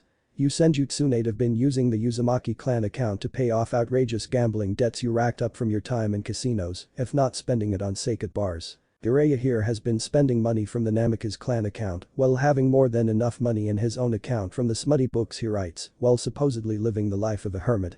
Am I wrong? Said the Fire Daimyo, seeing neither one answer. What do you intend to do with them, Daimyo-sama? Said Shizune, knowing she herself could be punished for Tsunade's actions just by being with her, while Fire Daimyo looked at her now. The mouse speaks. First, I hereby order you two back to Konoha and to stay there unless I say otherwise, said the Fire Daimyo, with the two Sannin shouting in protest at this order. You can't. My spy network. My research. Said Jiraiya frantically while going on about how he needed to be out in the field and see the pretty ladies for inspirational purposes for his next book. I refuse to go back to Konoha. After all I've lost, you expect me to go back there? Said Tsunade furiously while rambling on about the losses she'd suffered in Konoha. Shut up. Yelled the Fire Daimyo, standing up at last with fury in his voice that made the two Sannin sit down while shaking like children at the sudden outburst. Scary, thought Shizune, seeing the man glaring at the two Sannin, that she thought he would give the order to have them both killed right there. I have had enough of your whining and complaining like spoiled children. That is what you are to my eyes. The Sandaime didn't have the courage to discipline the two of you in your genin years, but I will now, and I know of the perfect punishment befitting the many crimes that you committed against Uzumaki Naruto. As of this moment, you two are going to be dirt poor and live in Konoha, living off very little that I allow to be given. Jiraiya, all the money you have in your account made writing those smutty books now belongs to Naruto, and you will refill the Namikaze clan account back to what it was, to the correct amount plus interest. Any and all money from those books now goes to him. Said the Fire Daimyo while the man looked like he was ready to have a heart attack. But how will I live? I need money to eat food, a house to live in, and all the other basic essentials. Said Jiraiya pleadingly. You claim to be hermit, correct? Living off the land without relying on things others take for granted. Do what you claim to be, Jiraiya, and suck it up, said the Fire Daimyo, while Jiraiya just whimpered. This is not happening. This is not happening, thought Jiraiya, with his mind shattered at the implication of the feudal lord's command. The same goes for you, Senju Tsunade. As of this moment, any money in the Senju clan account is going to the Uzumaki clan's account to bring the numbers up, and you will work at the hospital with all the money you would make going to the account too. You both will keep doing this to make sure that all 7 years and more interest have been factored into the accounts you pilfered so greedily to satisfy your vices, said the Fire Daimyo, seeing Tsunade looking furious. You can't just deny me the Uzumaki clan account. I am in Uzumaki by blood on my grandmother's side. Said Tsunade, seeing the Fire Daimyo looking even madder. And you left one of your own to suffer needlessly. All the more reason to deny you the right to the account, said the Fire Daimyo, while Tsunade was starting to show signs of panicking. I have gambling debts that need to be paid. How will I pay them if I give all my money to that brat? Said Tsunade, with the Fire Daimyo showing he didn't really care. Pour yourself out to the men in Konoha for a substantial fee, or the men you owe debts to. I don't care how you pay off the debts you owe, but I expect them all to be paid off separately from the money that's gained from working in Konoha's hospital. I'll even supply the necessary funding to that special project of yours to have medic nin be integrated into shinobi squads for battle to help reduce fatalities, said the Fire Daimyo, seeing the woman shaking with rage and despair at his words. What is to become of myself, Daimyo-sama? Said Shizune, while worried for her own life now. You? That is a good question. Tell me your name, little mouse, and who do your loyalties lie with? Said the Fire Daimyo, seeing the woman look at Tsunade, who was glaring at her, and telling the younger woman not to leave her side. My name is Kato Shizune. I have been Tsunade-sama's assistant and student since she first left Konoha. I am a skilled medic nin and could be of any use you deem fit, Daimyo-sama, said Shizune, seeing the man nod. That's good to hear, but you didn't answer my question regarding your loyalties, lied, and I am not blinded by the fact Tsunade here is glaring daggers at you in a silent command to stay with her through this punishment, said the Fire Daimyo, with Shizune's view of Tsunade now being blocked by a samurai so she could focus on the feudal lord, asking about where her loyalties resided. With all due respect, Daimyo-sama, I cannot answer. I feel conflicted. Said Shizune, with the Fire Daimyo surprisingly smiling at her. I understand. I wish to show you a medical file on Uzumaki Naruto my agents acquired, and since you are a medic nin I think it's only fair you read it, said the Fire Daimyo, as he produced a thick file and saw Shizune was hesitant to even open it. All of Thesis Uzumaki Naruto's medical file. Said Shizune, as she walked over to his desk and slowly took the file with trembling hands. Yes. The boy has paid a heavy price for your teacher's neglect in protecting him in the last 7 years, said the Fire Daimyo, seeing Shizune read over the file and saw her eyes begin to water. He's been stabbed multiple times in the back. 2nd-degree burns from being set on fire. Bones needing to be reset along the ribs and legs from being struck by blunt objects of all different kinds. said Shizune as she kept reading the same type of thing over and over with reports from some of the doctors, leaving cruel comments about how Naruto's attackers should have finished the job when they had the chance. Yes. Even then, the doctors did a poor job in resetting them, and the Kyuubi itself had to do the job they failed to do completely themselves, said the Fire Daimyo with Shizune dropping the file on his desk and looking horrified at Tsunade. Don't you dare leave my side, Shizune. Who was it that trained you? Who was there for you when your uncle died and had no one left? I am your sensei and I expect you to side with me. Said Tsunade with Shizune glaring at her and surprisingly slapped the Sannin across the face. Side with you? It was because of you and your hatred for this boy that he's suffered enough already. But even now it's still not enough for you, is it, Tsunade? That all this pain Naruto endured be enough to remove any hatred of Kyuubi from your soul? Well, I won't side with you on this. I've put up with your gambling, drinking, and the occasional running from debt collector until the money was gathered to pay them off. But I won't stand by you on this matter. My loyalty is to the Fire Daimyo and Uzumaki Naruto, said Shizune, seeing Tsunade's face now filled with shock and betrayal. You're betraying me? Me? After all I've done for you? Said Tsunade before she was restrained by several samurai. And what have you done to Naruto? Even now you don't feel any regret for betraying him. Nor does he. Yelled Shizune before she pointed a finger at Jiraiya, who stayed silent the entire time and refused to look at the younger woman. He killed Kushina. That monster is the reason she's dead. Yelled Tsunade defiantly. Enough. Yelled the Fire Daimyo, making both women stop their verbal war before it got too out of control. Daimyo-sama, I humbly wish to appoint myself as Uzumaki Naruto's personal doctor and pledge on my life to your service. I swear to never betray either of you, said Shizune, bowing to the Fire Daimyo and wished for him to accept her request. I accept your request, Shizune-san. After these two leave the capital for Konoha, I will arrange for you to see Naruto and watch over him to ensure any severe injury can be healed, said the Fire Daimyo before motioning his guards to take the two Sannin out of the room and eventually out of his home. I will do everything in my power to protect Naruto, said Shizune as she saw the feudal lord in front of her nod and his face went from happy to serious. I will hold you to that, Shizune. For the day you betray this vow is the day you die, said the Fire Daimyo with the woman nodding and accepting such a consequence. Shizune had no intention of betraying the boy. She was not Tsunade. Chapter 2 Inquisition. Naruto panted as he walked carefully on the wooden poles while blindfolded and readied his bow staff for another assault by the shinobi monk in position to strike. At the moment, he was shirtless, wearing grayish GI pants the other shinobi monks wore, and his wrists tapped near his elbow. What was once a short, scrawny, and malnourished child was now a young warrior with lean muscle from years of constant training under his belt. At the moment, he was going through one of the many exercises at the Fire Temple, which were insane at first, but now after 5 long years of constant training, this was a walk in the park and one of the boy's favorite pastime. When Naruto wasn't training with the monks, he was training with Itachi, who had proved to be an interesting sensei, as he believed in not fighting unless necessary and for a noble cause greater than himself. Something Itachi felt was what the Yondaime Hokage believed in and Naruto agreed was true too. Kyuubi didn't like the idea of an Uchiha being so close, making his thoughts known to Naruto with the blonde ignoring them for now and focus on the man's training exercises. Steady, Naruto, said Bansai, seeing the boy dodge a strike before blocking another and moving quickly blocked another hit aimed for the back of his head.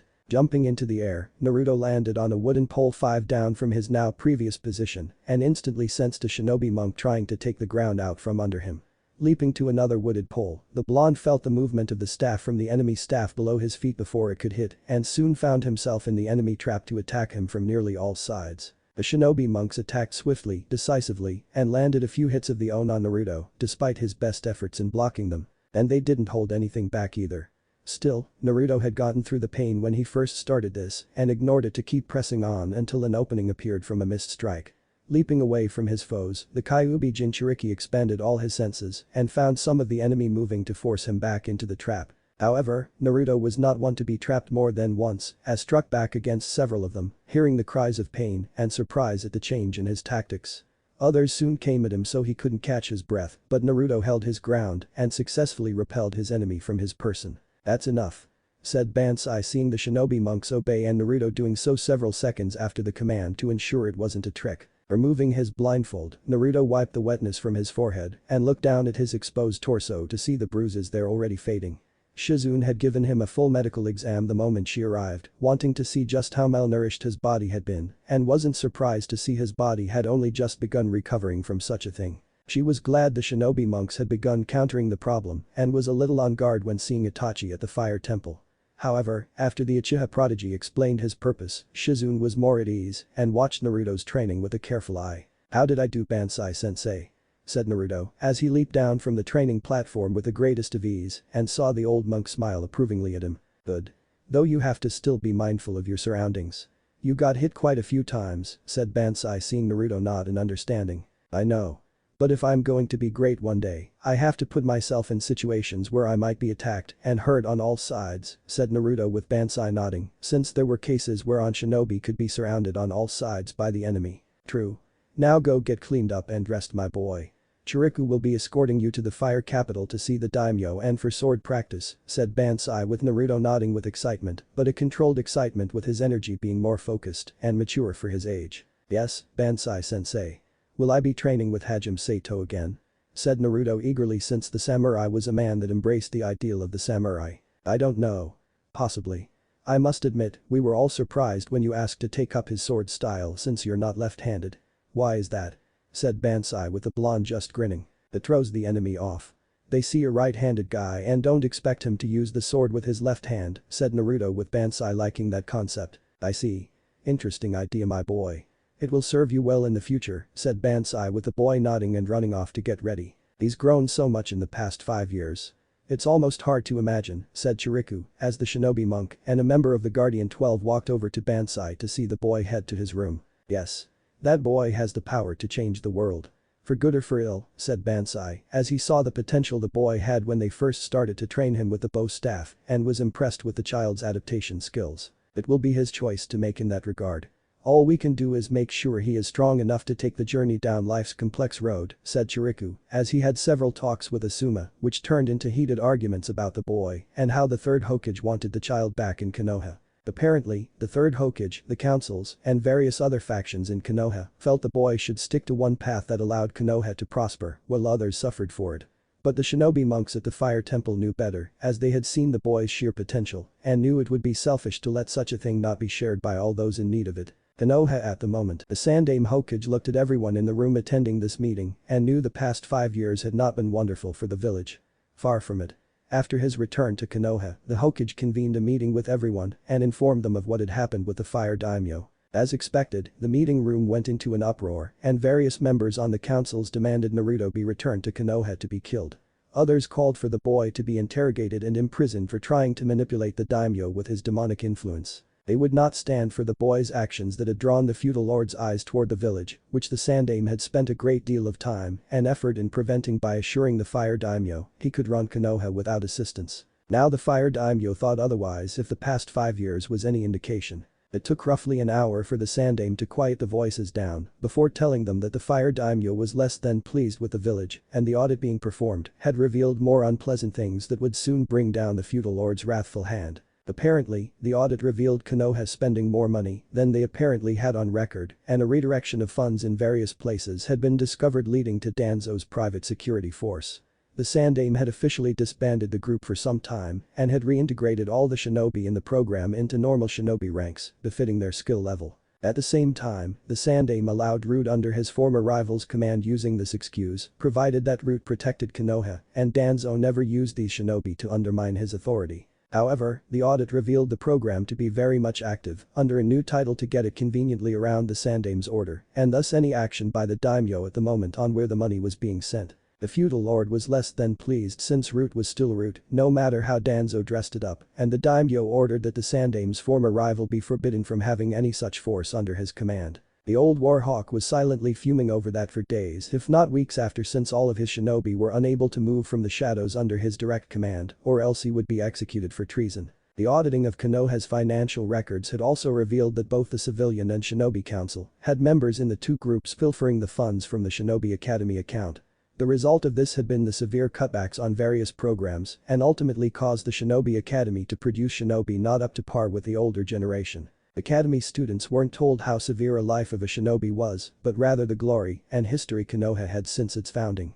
They became unprepared for the hardships that came with being a ninja with their senseis, having to pick up the slack if they graduated after taking the real test. When Tsunade and Jiraiya returned to Konoha after their own chewing out from the Fire Daimyo, many were ecstatic about having the two Sannin back in the village. At least until they learned of the feudal lord of Fire Country ripping into them about their own neglect of their duties as Naruto's godparents. When they told the Sandaime of their given punishment, the Hokage sighed in defeat, knowing that any chance of finding and extracting Naruto from the Fire Daimyo's grasp was not possible. If anyone could have found the boy before retrieving him, it would have been Jiraiya, but the Fire Daimyo had basically threw the Sannin into the largest prison in all of Fire Country, that was Konoha, and told him to stay there until otherwise commanded. That was 5 years ago. Word of what happened regarding the Fire Daimyo's disapproval Konoha reached various ears of influential people and clientele, with many questioning their decision to employ the services of Leaf Shinobi. It put a significant dent in the budget as the Fire Daimyo was redirecting the mismanaged funds away from Konoha to the Namikas and Uzumaki clan accounts while taxing the village heavily overall for their actions against the boy. Everyone was feeling the financial hit, while many in Konoha wondering what they had done to deserve this action by the Fire Daimyo. Many blamed Naruto, of course, but with the country's feudal lord supporting the boy, it was impossible to find and punish the Kyuubi Jinchuriki in their own way. Ironically, the actions of the Fire Daimyo had made the Uchiha clan think twice about the coup. They wanted to perform against the Hokage and take over Konoha since the village was now under the feudal lord's ire. To take it over now or anytime soon would just make the Uchiha clan a target for the Fire Daimyo to remove the village off the face of the map. Plus, with Itachi training Naruto, the boy could put in a good word with the Fire Daimyo about Uchiha Fugaku's eldest child and get in the man's good graces. As you know, it's been 5 years since Uzumaki Naruto was taken from Konoha by the Fire Daimyo and discovered our actions against the boy. My son Asuma, who is one of the Guardian 12, was allowed to send me a message and inform us that Naruto will be returning to Konoha soon, said the Sandaime, with many perking up at this news. Good. The sooner we subdue and beat the demon into the ground again the better, said a member of the civilian council, while the clan heads shook their heads, knowing that such an act would sign the village's death warrant. That's not possible. I have been informed Naruto will be coming to Konoha to examine the village in its entirety. That includes the people and how they will react to him being back in the village. Not only that, but the boy is going to be made an official shinobi, but under the Fire Daimyo's direct command, and cannot be commanded by myself upon his arrival, said the Sandaime, with many cursing this fact since the hope that when the boy was made a shinobi, they could have the Hokage force the child into submission with his authority. So we just let him walk around without any action being taken, said Homura, as he didn't agree with this at all and saw Danzo gripping his cane tightly. Not surprising since the man had lost practically everything from the Fire Daimyo audit and barely kept his position on the councils at all. There is nothing we can do, Homura. Uzumaki Naruto is under the protection and direct command of the Fire Daimyo, said the Sandaime Hokage, with many on the councils not liking this one bit. We would not be in this situation had you been straight with us from the start, Hiruzen, said Inoichi, with the Hokage stiffening at what the man was referring to about Naruto's parentage. Hold your tongue, Yamanaka. You have no right to speak so disrespectfully to him like that, said Koharu, seeing the Yamanaka raise an eyebrow at her. And why should I be respectful to him? Why should any of the clan heads in this room be respectful? This man lied to us. He told us that Naruto was a no-named orphan. How his last name was given in honor of Kushina, and that was that. When we asked about the boy's father, he told all of us in this very room that Naruto's father was dead and refused to give a name. He implied the boy was an illegitimate child from some nameless woman from one of the seedy areas of Konoha, said Inoichi, seeing the Hokage looking away from him. You made the people of Konoha believe Naruto deserved to only get the scraps of food he ate out of the garbage. Don't think I'm exaggerating about that. I know because that's what he did at my home one night when he was 5 years old, said Chaoza heatedly at the Sandaime, while the old Kage stayed silent. He wasn't exactly thrilled to trust others in Konoha either, thanks to the attacks made by all the troublesome morons in this village. My wife tried to take him in one night. That was one of the coldest nights we had on record, but he took off running into the darkness and chose the bitter cold over her help. He actually felt safer in that weather than being a guest in the home of his fellow villagers. What does that tell you? Said Shikaku, finding the actions of this village to be a real eye-opener. That brat deserves to suffer after all we've lost, said Haruno Midori, who was a civilian councilwoman and had long since despised Uzumaki Kushina for snagging Minato. Many years ago, Midori during her academy days had dreamed of finding herself living a life of luxury despite seeking a career as a shinobi and saw that future with Namikaze Minato due to his skills one day being that of a prodigy. Midori knew Minato would one day be a shinobi destined for greatness and tried during the years to get him interested in her. However, the future Yondaime Hokage did not embrace such flirtatious advances from Midori and instead became interested in the red-haired freak with a temper that was Uzumaki Kushina. It was then Midori tried to remove Kushina altogether as she had heard Kumo was interested in the woman due to her bloodline limit and decided to get rid of her by leaking information to them, knowing they would act on it. The plan had been to remove the red-haired Uzumaki and nab Minato. In a moment of weakness she expected the man to feel it losing Kushina. Unfortunately, Minato had not crumbled like she thought and had actually gone after the bitch, with the two falling even deeper in love. It was at that point Midori had given up being a shinobi and decided for a more administrative-based position within the Leaf that would favor her in being very close to Minato. The new plan involved she worm her way into Minato's heart, then his pants, and finally his fortune by seducing him to the point where Midori would give birth to his first child, so the man would have to marry her. She would suffer through 9 long months of pregnancy, live with Minato for a few years, divorce him, and basically get paid child support in her dream house, paid for by her future ex-husband's money. Unfortunately, Kushina had once again beat her by marrying Minato first and then had becoming pregnant with the man's child. When the Sandaime told everyone the boy's name, Midori knew right away it was Minato's child, but the fact Kushina was the boy's mother and not herself had made the pink-haired woman irate inside. Hence why she had moved for the boy's immediate death, as Midori was going to see that Kushina's child was killed somehow, and being the Kyuubi Jinchuriki was the perfect excuse. Sadly, the old Kage wouldn't have it, clearly for long-term reasons he wouldn't divulge, and Midori decided to make the boy's life a painful one to further spite Kushina. Now it seemed the gods above were once again conspiring against Midori to prevent her from getting revenge against Kushina for bagging Minato. Lost? You didn't lose anything. You wailed and cried about your home being damaged when we all know it was one of the few buildings to come out intact. Why you even got a nice sum of money is beyond me. Said Tsume angrily with Midori glaring back at her. Oh chase a cat. Said Midori, as she had used that money to redesign her home in certain areas and felt a good deal of satisfaction in using money from the Uzumaki clan account to make it happen. Until the Fire Daimyo's audit took money from her bank account equal to the amount taken from the Uzumaki clan account to properly reimburse Naruto for taking it from him. For Midori, she felt Naruto was not worthy of such wealth and felt such a fortune belong in her capable hands. Why should some demon child be entitled to such money when a more worthy and capable person could manage the funds? Midori wouldn't stand for it. Enough. Naruto will be arriving sometime next week. I expect everyone in Konoha to be civil and polite to him. If we don't turn the Fire Daimyo and Naruto's opinion of us around, we may lose all funding with our enemies coming to finish us off. I don't need to remind you of how the rest of the world has adopted a similar view after several things were brought to light by the inquisition made by our feudal lord, said the Sandaime, as he saw the various people in the room shift uncomfortably in their seats and knew the Leaf was on thin ice at the moment. One false step and they would fall through. Capital of Fire Country, Naruto stood across from his teacher Hajime Sato. Both had swords at the ready as the Fire Daimyo, Chiriku, Bansai, Itachi, and Shizune watched them intently to see how this match would go. Sato had been Naruto's teacher in the way of the samurai 2 years after training with the shinobi monks at the Fire Temple in order for the boy to learn how to channel his energy properly while learning patience. Sato himself was a samurai of extreme discipline who many said was the pure embodiment of Bushido and did not take a student unless they showed great potential. Sato saw that potential in Naruto as the two met at the Fire Daimyo's request and the Kyuubi Jinchuriki was honored to meet the man many claimed was in many aspects the samurai equivalent of the Yondaime Hokage himself. Naruto trained under Sato rigorously since then as he balanced his training with the shinobi monks, Itachi, and finally the master samurai warrior himself.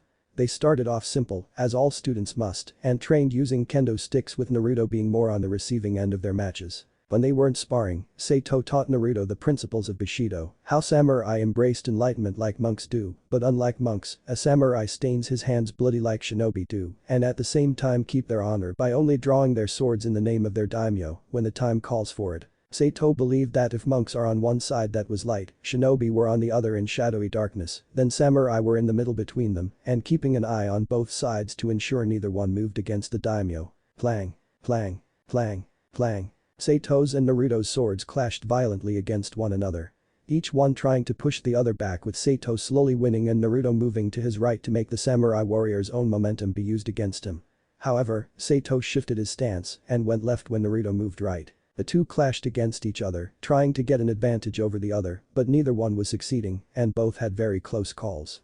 Their swords had cut through their opponent's clothing, hair, and flesh though minor cuts at best. Enough. Said the Fire Daimyo when both of them had gone into the Gatatsu stance and knew they were getting serious. Based on my observations when fighting him, Uzumaki Naruto's speed is impressive for someone so young and his skill with a sword is equally impressive. His level of patience is high, which one needs whether becoming a samurai, shinobi, or a monk, said Sato, seeing Naruto bow to his teacher and hearing his praise. Is he ready to face the outside world? Said the Fire Daimyo seeing Sato look at Naruto with an intense analytical gaze. Yes, said Sato after several minutes with Naruto letting out a breath he didn't know was being held back. Do you agree, Itachi? Chiriku, said the Fire Daimyo, seeing both nod. I believe he is ready, said Itachi simply. So do I, said Chiriku, seeing Naruto's face showing he was grateful for their opinions of him being so positive. Very well. Uzumaki Naruto. As Fire Daimyo of Fire Country, I hereby declare you to be a shinobi not only of Konoha, but a shinobi under my direct command and only answer to me. You are trained to be a warrior of light, dark, and a gray middle that allows you to walk these worlds. You will be messenger. My harbinger I send in my name to enforce my will. My eyes and ears of the Leaf Village. The defender of Fire Country and feudal lord. You work in the shadows to serve the light and smite all the evil that threatens us like your parents. Do you accept this great responsibility I have set before you, Uzumaki Naruto? Said the Fire Daimyo, seeing the boy now kneeling in front of him. Yes. I will be your harbinger. Your wish is my command, said Naruto before he was handed a shinobi headband, but was different from the Konoha headband the village wore and saw the key difference right away. It had the Fire Daimyo symbol instead of the symbol used on for the leaf. Then rise and be recognized by all as my harbinger. Rise and be known as Namek as Uzumaki Naruto. The yin-yang fox. Said the Fire Daimyo with Naruto rising from his kneeling position, his headband now on his forehead, and saw his various senseis giving him a bow of respect. Thank you for the title, Daimyo-sama.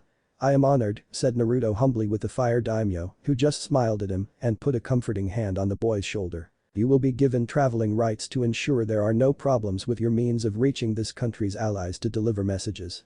Just because you will be a shinobi under my direct command doesn't mean your missions involve killing people all over, since it would bring about a bad reputation for the both of us. However, I feel your first mission should be inside Fire Country instead of out and require your own personal inspection leading up to the Chunin exams being hosted in Konoha this year, said the Fire Daimyo with Naruto nodding and understanding what he was saying. And should the end results of my inspection of Konoha be less than encouraging? If they are found wanting? Said Naruto with the Fire Daimyo frowning slightly. Speak to me in a coded conversation. I'll read between the lines. The phrase for the leaf passing will be the fire has been purified, the phrase for their failure will be the fire has been corrupted, and I will order its liquidation soon after, said the Fire Daimyo seeing Naruto nod, knowing it was time for Konoha to be judged. Konoha a few days later. He's finally here, said Jiraiya seeing Naruto walking into Konoha from his position the roof. The brat's lucky the Fire Daimyo is protecting him right now. I want nothing more than to choke the life right out of that brat. Said Tsunade as she saw Itachi and Shizune also walking with him into Konoha with the people in the village, giving them a wide amount of space. Easy Tsunade Haim. This isn't a pampered kid we're talking about down there. Look at the way he walks and the look of focus in his eyes. He's been trained to defend himself against any potential enemy. Maybe even against us. Even if you got your hands around his throat, I'd bet the kid would make you work for it and leave more than a few bruises to remember him by, said Jiraiya as she saw Naruto heading for the Hokage tower and wondered what the Gaki had planned for the Sandaime. Well, I'm going to enjoy seeing the Hokage reprimand Shizune and Itachi. Naruto may be under the Fire Daimyo's protection, but they aren't and it's going to be pleasure seeing Sensei rip right into them like the Daimyo did to us, said Tsunade before heading to the Hokage tower with a smirk on her face. Something tells me it won't be that simple, said Jiraiya, though it was more to himself than Tsunade. And Jiraiya was right. It was not that simple. When Naruto entered the Hokage's office, his escort of Itachi and Shizune stayed outside, so to stay away from the Hokage. The Namikaze instantly handed the Sandaime a message scroll with the Fire Daimyo seal and simply said read it before the Kage could even say anything to him. Upon reading the message, the Sandaime Hokage let out a tired sigh of defeat and nodding to the boy that he understood the order given. Curious, Jiraiya along with Tsunade entered the room after Naruto left once the Hokage gave the brat a nod and the Toad Sannin read the scroll before his jaw dropped. Dear Hiruzen, if you are reading this, then Konoha has decided to not act recklessly and tried to harm Naruto like I suspected might happen. In case you are wondering, I have informed the boy of his heritage and has been aware of what should be rightfully his from the start. You will in no way stop him from living in the Namikaze estates, you will in no way try to manipulate him to be your prized weapon, and you will in no way allow the villagers to hurt Naruto. You will inform the councils, clans heads, and the entire village populace of Naruto heritage if it isn't known already. If your two students so much as try anything violent with him, he has my permission to not only be violent back, but kill them if there is no other recourse, and see to it that you are punished for not stopping either Sannin. The same goes for every shinobi of every rank under your command, as I won't tolerate any of them undermining my authority, and remind your village that it exists only because I allow it. Signed, Fire Daimyo of Fire Country. This was not how I expected things to go when I first put my plan in motion for Naruto, said Hiruzen with Jiraiya reading the note over once, twice, and even 3 times while trying to process this in his head. There is not a plan in the world that can keep an Uzumaki down or even control. I warned you this might happen when I asked after things regarding the Kyuubi attack. Calm down, said Jiraiya, seeing the Sandaime scowl slightly. I know, Jiraiya. You've been reminding me of this for the past 5 years. But I'm not ready to throw in the towel in regards to Naruto. He will serve Konoha and he will be its weapon in the manner I desire, said the Sandaime firmly to his former student. Careful, sensei. Naruto isn't naive anymore. You can't manipulate him so easily, said Jiraiya while the Sandaime growled at him. He's still young and I'm not out of the game yet, said the Sandaime before the sound of fighting echoed in the village below. Oh no. Said Jiraiya, having forgotten that Tsunade was also in the room, but the female Sannin didn't read the message since was expecting to see Shizune get a scolding from the Sandaime and prey on the seed of guilt the Hokage would plant. Stop her, Jiraiya. Now. Said the Sandaime, seeing Jiraiya leap out of the window to the sound of battle. Konoha streets. Hold still, brat. Said Tsunade as she tried to slug the blonde boy right in the face, but Naruto was too small, too agile, and too fast a target to land a decent punch. You are making a mistake in doing this, Tsunade-san. Such behavior is unbefitting for my godmother, said Naruto with his words enraging the woman further and trying even harder to land a head-exploding punch to the boy's skull. Shut up. You are the reason your mother is dead. Did anyone tell you that? That your mother's dying breath was caused by you taking your first one? No. Well, it was. Said Tsunade, hitting the ground while Naruto leaped onto a building, his face unreadable, but his eyes blazed with fury and narrowed at the blonde Senju before him. You think I don't know what happened that night? Kyuubi told me everything. He told me how he was responsible for her death when my father tried to seal him into me.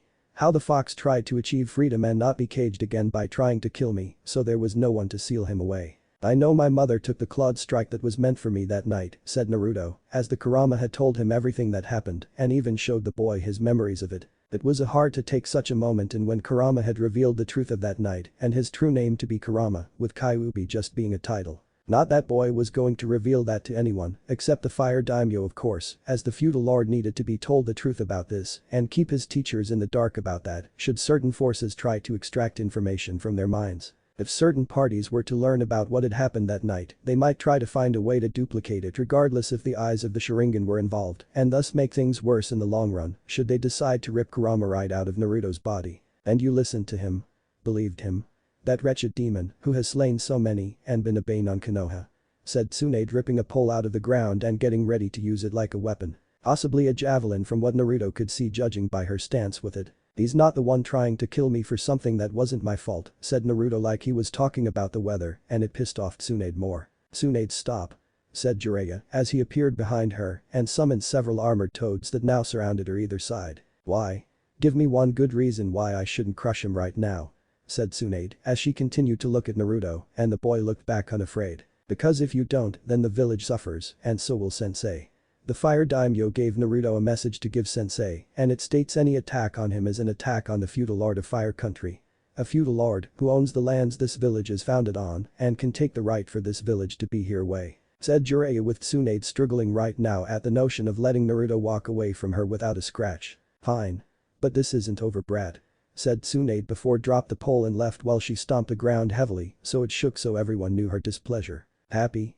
Said Jiraiya sarcastically to Naruto after he jumped down to the ground. That's a one-time freebie for the village.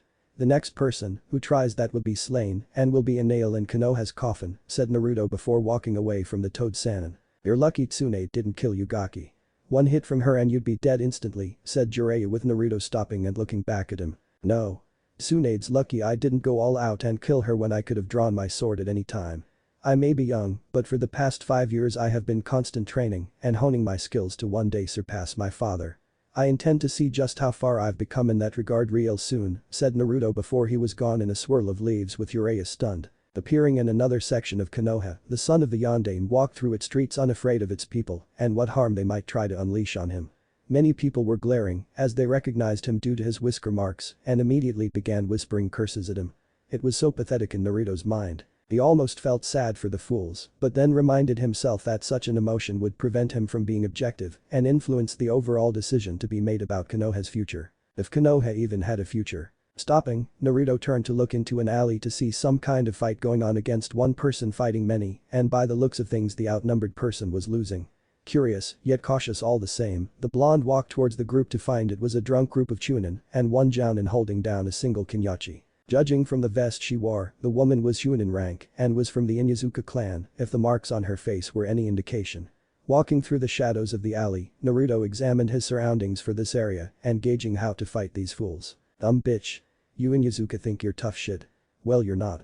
Said the jounin of the group, who was clearly the leader of them and stunk the most of booze. I'll kill you for this, said the Inyazuka woman as she was bound by the group and tried to fight them when they removed the chunin vest with them hooting like the pigs they were. Even if she's wearing a black tank top under this vest, you can tell this bitch has got some nice tits and not even a bra.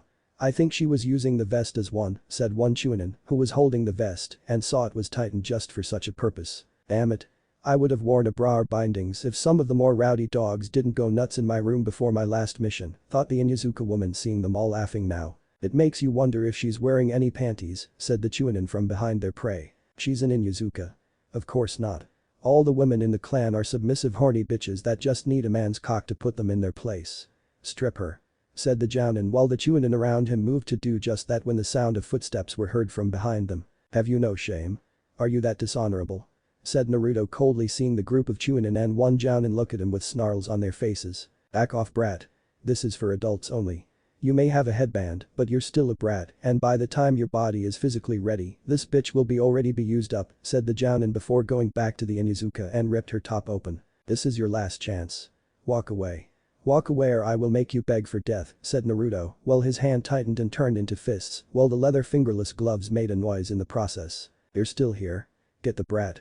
Said the jounin with two of his chunin buddies, moving to remove the blonde from the alley and possibly rough him up elsewhere before getting back in time get their own shot in with their quarry. Fools, said Naruto coldly as he moved swiftly against the two drunks moving against him and one's arm while shattering the other's knee before having both their necks in his hands. Hey. Let them go Genin. That's an order. Said the jounin while his two chunin pals were being choked out by this upstart Genin. You have no right to command me worm. I don't answer to a rapist much less a rapist of jounin rank in this village, said Naruto before the sound of two crushed larynxes echoed in the alley and the blonde dropped them. At him. First one to kill the brat gets to take this Inyazuka's virgin ass. Said the jounin seeing his other chunin followers charge forward while the leader of the group held onto the Inyazuka woman painfully by her hair. There is only one thing worse than a fool and it's a group of blind fools that follow him. Said Naruto in an emotionless tone his Uchiha sensei would be proud to hear. The group of chunin didn't know what hit them as Naruto unleashed his wrath upon them all and struck without mercy. He broke one chunin's leg in 3 places, followed by the ribcage in 5 and both arms in 6. Another chunin was hit in the throat with a single punch and was slowly choking to death from the lack of oxygen. Naruto then took out the last 2 chunin by stabbing them in the legs with kunai, cutting through the tendons of each limb before simply getting behind his foes and then striking their backs with those very weapons. Stay back. Stay back or I'll slit her throat. Said the jounin with a kunai to the woman's throat while seeing Naruto looking at him unafraid. You won't kill her, said Naruto calmly while the jounin snarled at him. And what makes you believe that? Said the jounin while putting the kunai closer to the Inyazuka's throat. Because the instant you slit her throat, I will have all the time I need to kill you and it will not be quick. It will be slow. Painful. Every moment of every minute of every second will be that of untold agony. Is that what you want? Said Naruto coldly as he drew his sword and went into his Gatatsu stance and saw the jounin was shocked to see it. You're no shinobi. You're a samurai. Said the jounin with Naruto smirking at him. No. I'm something else.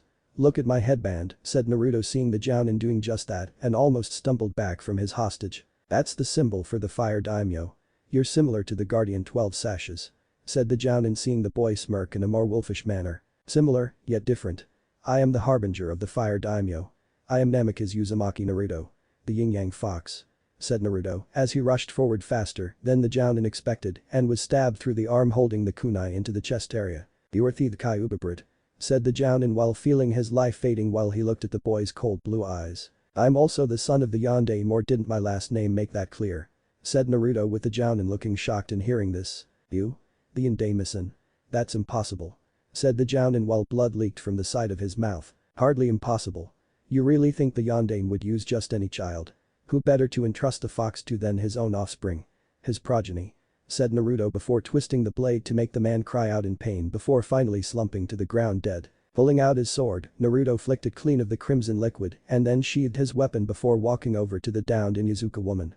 She was in shock that he had just killed or crippled a group of Chunin and one Jounin in such a short time. What was left of her shirt covered her upper body enough to prevent him from seeing too much of the female body. Many perverts would get nosebleeds over, but it was clear the blonde wasn't interested in taking over what these rapists started and freed her arms from their bindings before holding out a hand for her to take. "Thank you for saving me," said the woman as she took his hand and he easily lifted her off the ground in an instant. "You shouldn't have been put through that," said Naruto seeing her nod before the area was covered with shinobi in the area. "You are under arrest for assault, murder, and attempted rape of Konoha shinobi," said a female Anbu wearing a Nico mask with her unit at the ready and several other shinobi providing support. Wait. They tried to rape me. He saved me," said the Inyazuka, while some of the Leaf shinobi looked at each other with skeptical looks. "This kid," said one of the Anbu wearing a hawk mask. "The boy is therapists. He has the woman under Ajinjutsu. Kill him.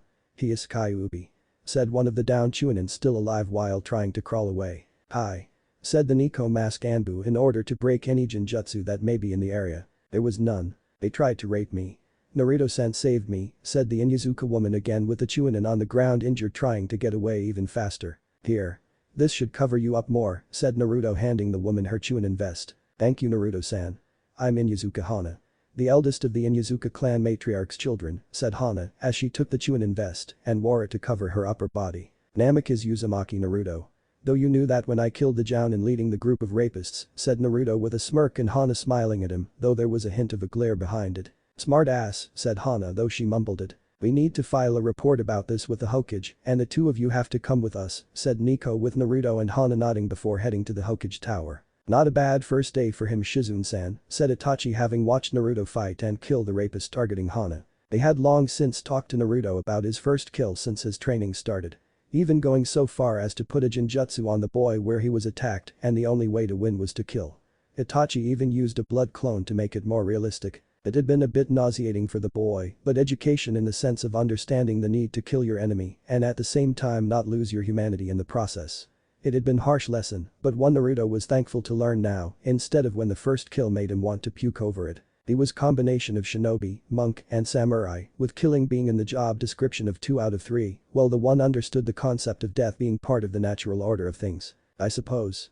Death was too merciful for some of those bakas," said Shizune, as she had almost gone down there to beat the life right out of those Konoha shinobi, but Itachi told her Naruto had to do it or else the training they had put him through would mean nothing in the long run. "Considering the crime they were committing, I doubt the afterlife will be pleasant to any of them, and even less once Ibiki-san unleashes his skills on those still alive," said Itachi with Shizune nodding in agreement. "We better go. Tsunade and Jiraiya are most likely looking for us," said Shizune with Itachi nodding, knowing his father was going to be doing the same too. Hokage Tower. So Naruto stopped some rapists.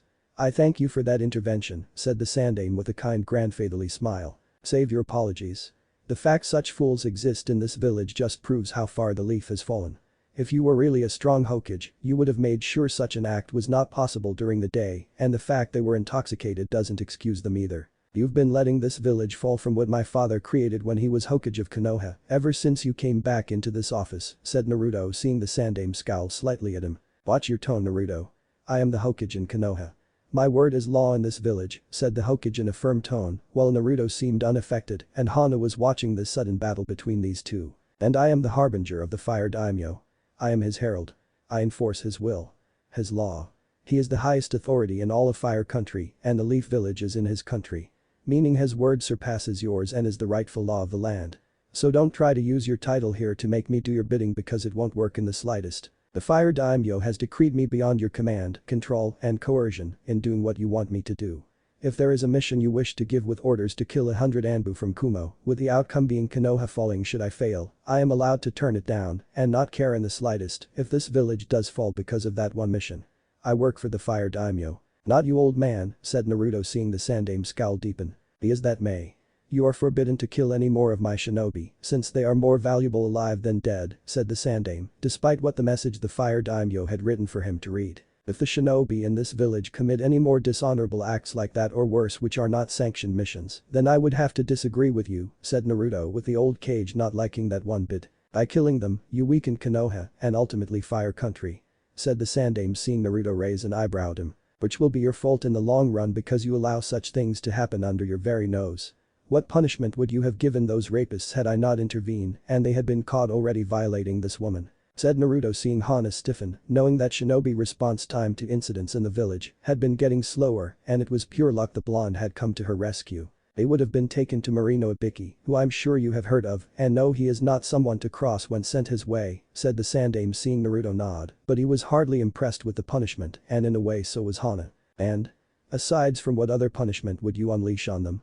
said Naruto, as he wanted more than just the infamous man of the torture and interrogation department and something more realistic. "I don't know what you mean, Naruto. Ibiki has put people in the mental hospital," said the Sandaime Hokage, seeing the boy scowl. "That's not enough. They should be publicly executed," said Naruto, simply like it was the easiest answer in the world. "That's a bit extreme, Naruto," said the Sandaime, seeing the boy scowl at him now. "One of my teachers follows a simple yet strict code.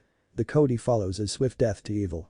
And that means everyone committing acts evil must be slain," said Naruto, seeing the Sandaime was shocked someone like that had taught the boy. "Many in Konoha and on the councils would argue that you should be put to death under that same code," said the Sandaime, with Naruto scoffing at him. "Then the people in Konoha and your councils don't understand the principle of the code taught to me by my sensei," said Naruto, seeing the Sandaime scowling further. "You're talking about killing someone for doing an evil act when they could easily regret it later on. We must show mercy when permitted," said the Sandaime, seeing Naruto now have a deeper scowl of his own. "Like the mercy you showed me? Like the villagers showed me? Like the shinobi in the village showed me? My father and mother wouldn't exactly be jumping with joy at what you tried to do," said Naruto, with the Sandaime forcing his face not to make a snarl-like look, though the blonde could see the facial muscles moving to do it before then. "Your father and mother entrusted you to me so the village would be protected. I did what I had to do," said the Sandaime, seeing Naruto's eyes become cold like glaciers in the Arctic, with the room suddenly feeling just as cold. Hana was looking between the two and felt like a fly on the wall that shouldn't be here listening to this. She couldn't leave now. Oh Kami, no. If she so much as moved a hand, a leg, or so much as talked, it would redirect the two in her direction. "I feel like I'm in a soap opera," thought Hana, since these two were glaring at each other to the point where she once suspected kunai would shoot out of their eyes. "If that were true, then you wouldn't have revealed I was the Kyuubi Jinchuriki and just had me listed as an orphan like all the other children in that place. If what you just said was true, then you wouldn't have had my godparents' access to my inheritance and let the village spend what was not theirs to take from me. Do you think my parents would have wanted that? Do you think they would have tolerated that?" said Naruto, seeing the third Hokage's facial muscles trying to form a snarl now. "The village comes first, Naruto. Konoha's survival requires you make sacrifices so that this village stays strong," said the Sandaime, seeing Naruto scoffing at him like he was an idiot. "So according to that line of thought you would agree without question that it's okay for Konoha to survive if it required the entire Sarutobi clan to die horrible, painful, and all around inhumane deaths.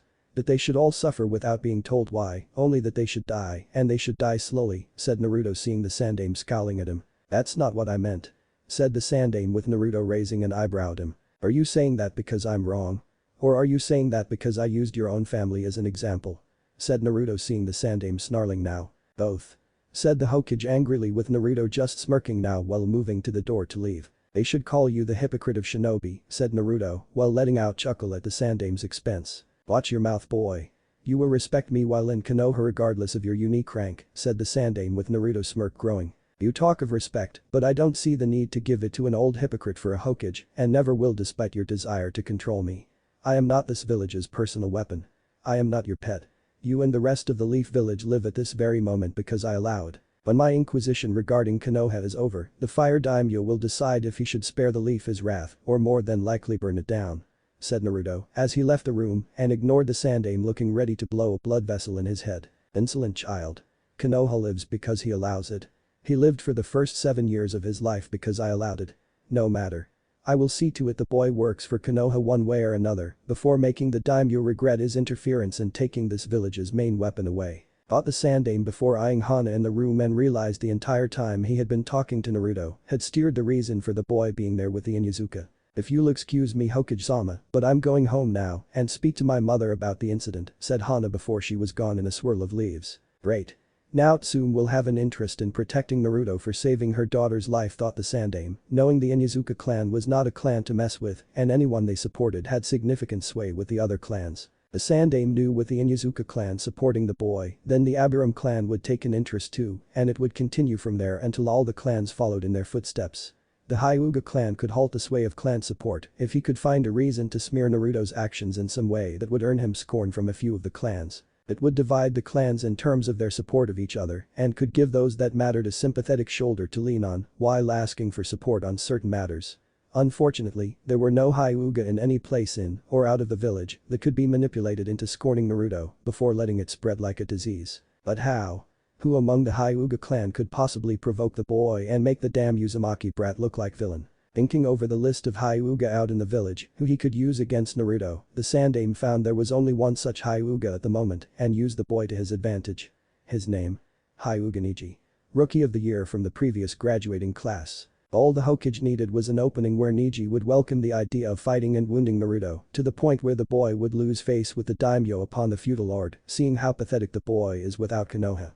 That the boy should stay in the leaf and be re-educated so the Kyuubi Jinchuriki could become a proper shinobi instead of this abomination the Fire Daimyo had created. Whatever Naruto had become was something that the Sandaime considered a combination of things that should not be put together and intended to fix that, so the boy was the village weapon, the way he saw the Jinchuriki should have been. Submissive. Loyal. Completely dependent on Konoha for everything, and should the boy actually succeed in becoming Hokage? Well, the Sandaime would have put measures in place before his second attempt at retirement or even death stopped him from making sure Naruto's time being Hokage was a short one. Minato had surpassed him in everything and at such a young age too. It hurt the third Hokage's pride, knowing all he had accomplished leading up to his retirement had been overshadowed by Jiraiya's student during the last Shinobi War. It was not even his own choice to have Minato become the Yondaime Hokage in the first place, despite what many thought about the decision. It had been forced by the people in Konoha when they had learned of the Sandaime Hokage seeking to retire and a successor to the title of Hokage being looked into. The Sandaime had actually planned to give the title of Hokage to Orochimaru, but the people were openly supportive of Minato during the war, while many felt the Snake Sannin's appearance to be disgusting and the discovery of the man's twisted experiments had forced his favorite student to flee from Konoha. Minato wanted to confront Orochimaru himself, but the Sandaime convinced the young Hokage it was a matter between a teacher and his favored student in hopes of resolving things peacefully. Of course, the Sandaime had no intention of killing his old student as the Sannin had been cheated out of something that was rightfully his to have, and he also knew Minato would have killed Orochimaru without hesitation. Orochimaru knew this too, as he had been warned ahead of time by the Sandaime himself of the impending raid and made it look like the aging former Hokage failed to kill the Sannin due to a sense of fatherly-based sentimentality. The Anbu that had been killed in that room had made it all the more real in believing that was the case. In fact, the dead Anbu in that room were the only ones capable of sensing the deception the two played and would have reported it to Minato had any of them been allowed to live. Namika's estate sometime later. Naruto looked around. The place was dusty. No one had been here for so many years and he could thank the Sandaime along with his godparents for that. The security seals on the home kept any intruders from entering and Naruto would bet his whisker marks that many had tried within the hour of the Yondaime's death. Only someone of Namika's or Uzumaki blood could enter from what Naruto saw of the seal designs all over the house. Though it seemed a last-minute modification was made before the Kyuubi attack, as the seals had been designed to only accept blood from the rightful person doing it of their own volition and was determined by the chakra put into the seal with the blood. Since Naruto's chakra had been influx during most of his horrible childhood due to Kurama, any such attempt to use him with his blood would have failed, and no doubt anyone with a desire to raid this home would have to wait until around this time when it was even remotely possible. I have a lot to do here and not enough time, thought Naruto, while seeing a picture of his parents on a piece of furniture with some other pictures. Some showing Yondaime with his teacher, his students, and of course of Kushina herself.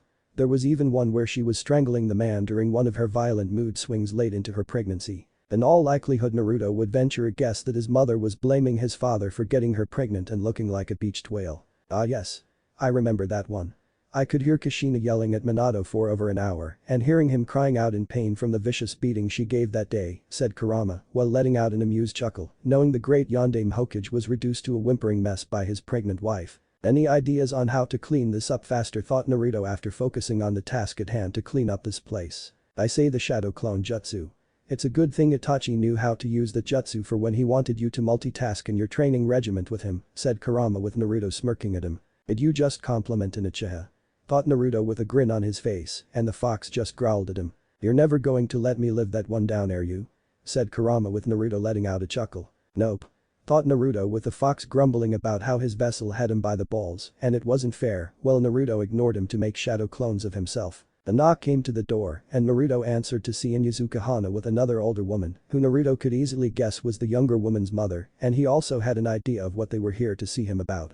Not surprising since Hana would have gone directly home and told the Inuzuka matriarch everything that happened in that alley. "Namek is Naruto, I presume?" said the Inuzuka matriarch, though she could tell it was him, since only a Namekiz could enter this clan home. "You presume correct. I presume you are Inuzuka clan's matriarch and Hana's mother?" said Naruto, seeing the woman smirk at him in an almost wolfish manner. "That's correct. My name is Inuzuka Tsume. Can we come in?"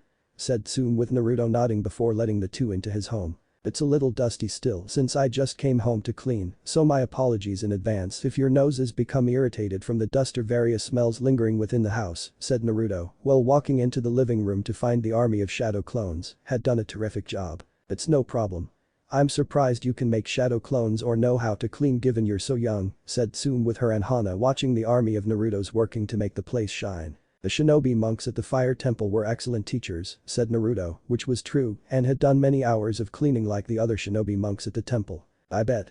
Listen, the reason I'm here is because I wanted to thank you for saving Hana from the horrible act those bakas were about to do and the overall shame the village would have made her face," said Tsume with Naruto looking confused and Hana squirmed a bit with nervousness. "I don't understand," said Naruto, seeing Tsume nod since he was young and did not fully understand the politics of clans within Konoha and their connection to the village. "I'll explain.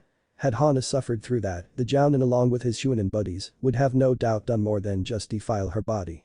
They would have gone after her spirit and honor by telling a perverting truth of what they did to the village, with all sorts of rumors spreading soon after. People would have called her a whore, a bitch in heat, and other vile names. With the rumors getting so far out of control, I would be forced to exile Hana from the clan," said Tsume sadly. "She would be ostracized for something that wasn't true, yet the people believed was, and anyone that saw through the rumors would be in the minority. She would be alone with no real way to help your daughter being remotely possible, and her rapists laughing at her expense regardless if they were punished in the end," said Naruto, seeing Tsume nod. "Yes. From Hana has told me, you heard them accuse the Inuzuka clan of having sired submissive women and need to be dominated to be kept in place. That's a lie. I don't know if you chose to believe anything they said in their drunken state, but all Inuzuka women have always been proud and strong members of the clan," said Tsume with Naruto nodding in agreement. "I don't doubt it. Hana showed a great deal of defiance and courage against them. If that's not strength, then I don't know what is, and neither does the Leaf Village if they were to do what you say they would have done if those rapists succeeded," said Naruto with the Inuzuka clan matriarch nod firmly at that statement. "I intend to see those that lived suffer greatly for this.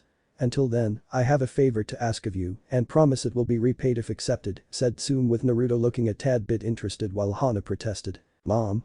I'm not a child. I'm a grown woman," said Hana, though it fell on deaf ears. "You are a growing teenager, Hana," said Tsume while glaring slightly at Hana. "What is the favor?" said Naruto curiously. "I was hoping you could be an extra pair of eyes and use those skills of yours to protect Hana from any future harm. Many don't know this, but Inuzuka women are considered a prize to perverted men who wish to claim they've bagged one in a sexual romp and all that horrible mess I mentioned earlier," said Tsume with Hana blushing slightly while trying to hide her embarrassment and needing her mother's ask for help on this matter. "That might prove difficult. I am here because the Fire Daimyo wishes me to review the Leaf by the Chunin exams being hosted in Konoha this year.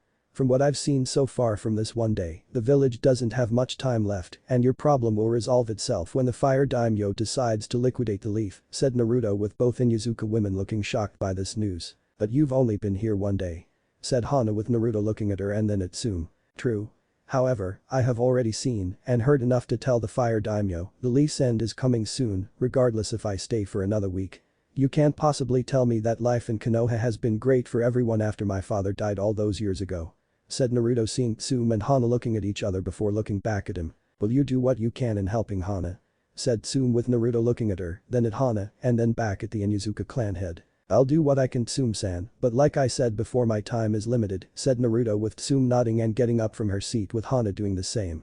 "That's all I ask, Naruto-san," said Tsume with Naruto getting up to escort the two out of his home. "You can gain a great deal of political favor from this," said Kurama, knowing that one clan backing Naruto could lead to others if his cards were played right. "I know, Kurama.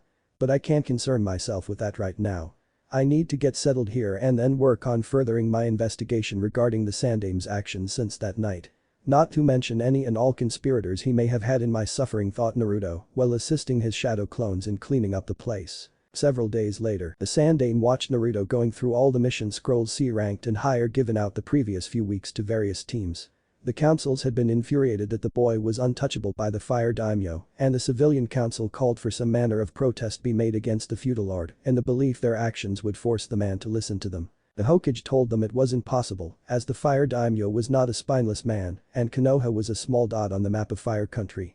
In short, they would have to put up and shut up about this action for the moment anyway. As for Naruto, he was doing an inquiry into all missions given recently and questioning the Hokage's judgment regarding the qualifications of those sent to complete them. So far, the boy had found little in the ways of fault on who went where for what missions, but when Naruto picked up a C-ranked mission where Genin Team 7 was sent to Wave Country to escort an old man there and saw the special seal to make it classified added recently below under the mission parameters changes before unsealing it. Warning.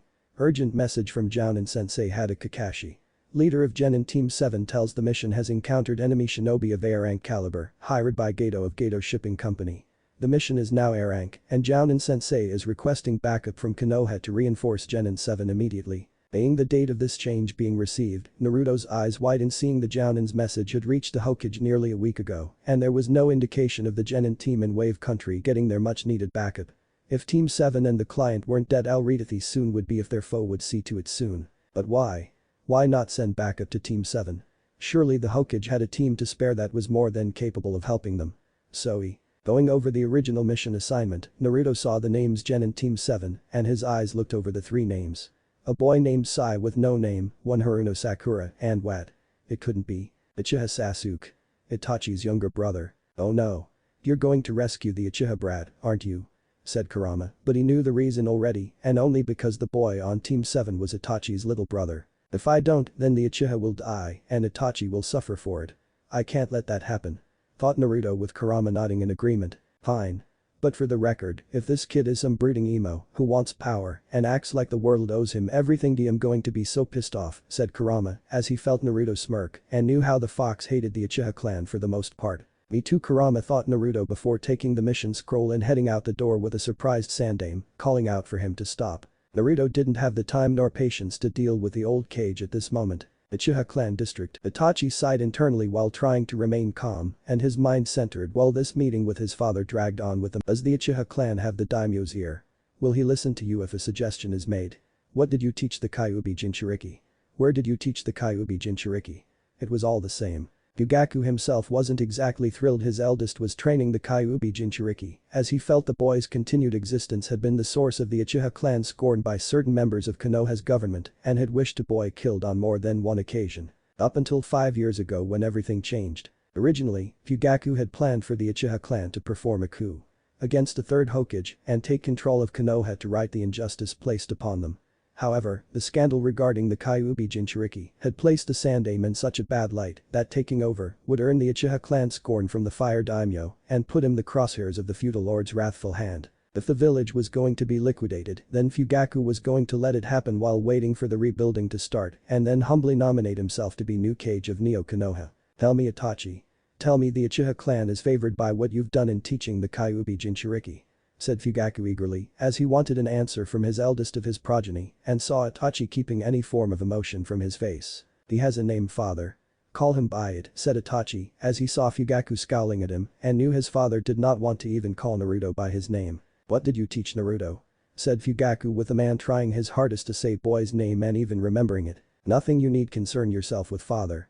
I didn't reveal any secrets regarding the Sharingan, said Itachi, though technically he did in regards to countering the Sharingan with the help of the shinobi monks at the Fire Temple, using the basic principle behind the Sharingan, requiring eye contact from the enemy to work properly. Don't look at the Sharingan and its powers can't work on you. What about the Fire Daimyo? Is he impressed with what you've done? Impressed with the power of the Uchiha clan? Said Fugaku seeing Itachi look away from him. He is impressed with me, father. Not the Uchiha clan. Apparently his opinion of the Uchiha clan is barely higher than the Sandaime Hokage at the moment and I think we both know why, said Itachi before looking back at his father with cold and narrowed eyes. And what does that mean? Said Fugaku while losing whatever patience he may have had with his eldest. You know what I'm talking about, father. The night of the Kyuubi's attack, you along with mother were not around and we both know why. Do not insult my intelligence. I am well aware of what you did that night. Who you met that night. You only brought mother along with you in the off chance he would wish for his payment to be her body, said Itachi at his father, who scowled at him but kept his mouth shut, and it was a good thing too, since Naruto entered the room. We need to talk, Itachi. It's about your younger brother, said Naruto, which got him the attention of both Uchiha in the room and tossed Itachi the mission scroll. What? What happened to Sasuke?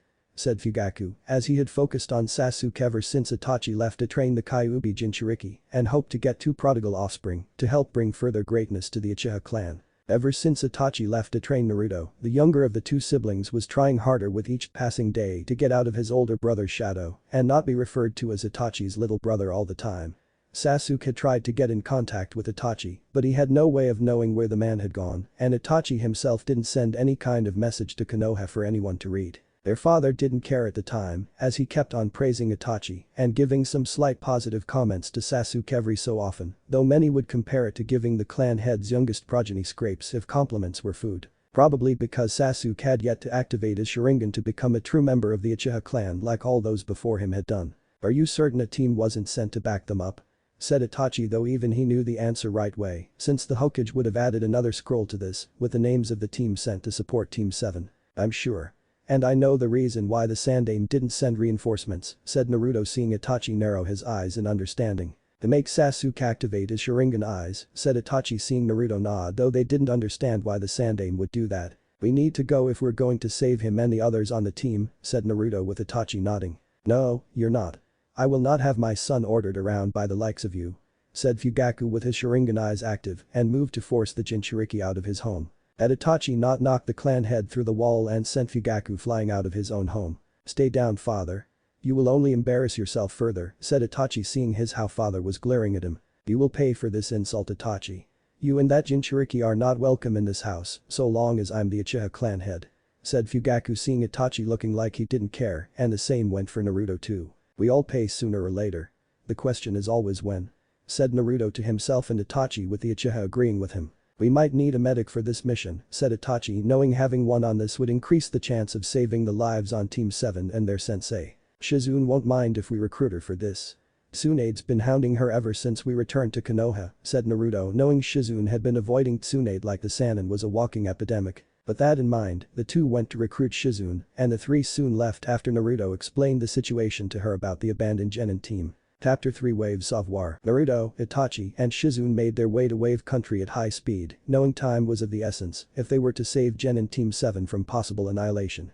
While Naruto had doubts they were worth saving, he knew Itachi loved his little brother and did not want him to die. The trio walked their way into the country, though it was more like running than walking, and quickly began searching for the address of client Genin Team 7 was protecting. They eventually found it with the lights on, talking was going on in the house, and was clear that there was no danger to its occupants just yet. Should we go in or watch from the shadows? Said Shizune curiously from her position in the trees. We might as well go in. We need to see if anyone is wounded, said Naruto with Itachi nodding in agreement before they did just that with the surprise of everyone in the house. Itachi? Said Sasuke, seeing his brother walk into the kitchen with 2 others he didn't know. Hello, little brother, said Itachi with a small smile while seeing the 2 other genin on the team eyeing him, Naruto, and Shizune cautiously. What are you doing here, Itachi? Said Kakashi with his crutches by the table. We're your backup you requested from the Sandaime. A request he chose to ignore for some stupid reason, said Naruto with Kakashi's eyes widening at the sight of the blonde. Naruto? Sensei's son is here, thought Kakashi as he saw the boy had grown and was the spitting image of Minato with the exception of the whisker marks. Backup? Why? I can do this without your help, said Sasuke with Itachi frowning at him with a sense of disappointment. Not from what I understand regarding your enemy. From the looks of things, your sensei is still injured and unable to properly train you for the fight that is to come, said Naruto with Shizune already going to work on healing Kakashi of his injuries. Who asked you? Said Sasuke glaring at Naruto. Stop it, Sasuke. Naruto-san is right, said Itachi with Sasuke looking shocked that he would stick up for the blonde. Our enemies are Mamachi Zabuza and an unknown shinobi wearing a mist hunter nin uniform complete with mask, said Kakashi before telling the trio what happened after fighting the demon brothers, with Itachi already thinking things over in his head. Considering the injuries Zabuza himself sustained, his injuries will be healed by the end of this week at the very least, and I'm willing to bet he'll want a rematch by that time. What is me concerned is the fake hunter nin, since all we know about the person is he or she has skill in throwing senbon needles and at vital points of the body, said Itachi, knowing that it takes skill to hit such points in the neck and knowing it would fool an enemy shinobi. What kind of training have you given them? Said Shizune to Kakashi, seeing the man look a bit sheepish. Well, to be honest, I've been working on their teamwork up until this mission and had them do tree walking during my time being unable to move around, said Kakashi, with the trio looking at him with a "Are you serious?" look on their faces. That's it? You didn't do anything else the whole time you had this team?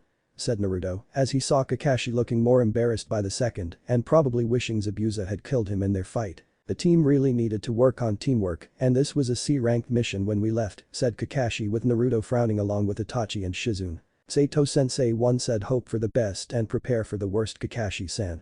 It's clear you only did half that. What if they died? Both the team and the client. Said Naruto, with Kakashi sighing, knowing that was true. I know. I asked the team what they wanted to do and they voted to press forward, said Kakashi, with Itachi shaking his head, Naruto sighing, and Shizune was resisting the urge to smack the now-healed Jounin in the back of the head. Aside from the fact you shouldn't have even let them vote over this kind of, what were the reasons behind their decisions to press forward? Said Naruto, with Kakashi turned to look at his students, who glared at him and knew they didn't want their reasons to be known. Well, Sasuke wanted to prove he was no longer in Itachi's shadow.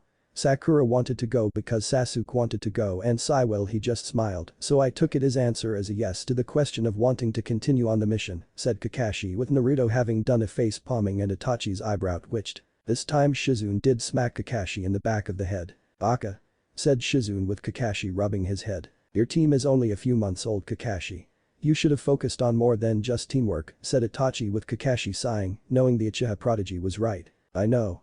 It's just I guess I wanted them to surpass all the expectations set for them like I first did when becoming a genin under Minato-sensei, said Kakashi, while Itachi shook his head. You were in the middle of a war when becoming a genin, with Minato being your sensei, Kakashi.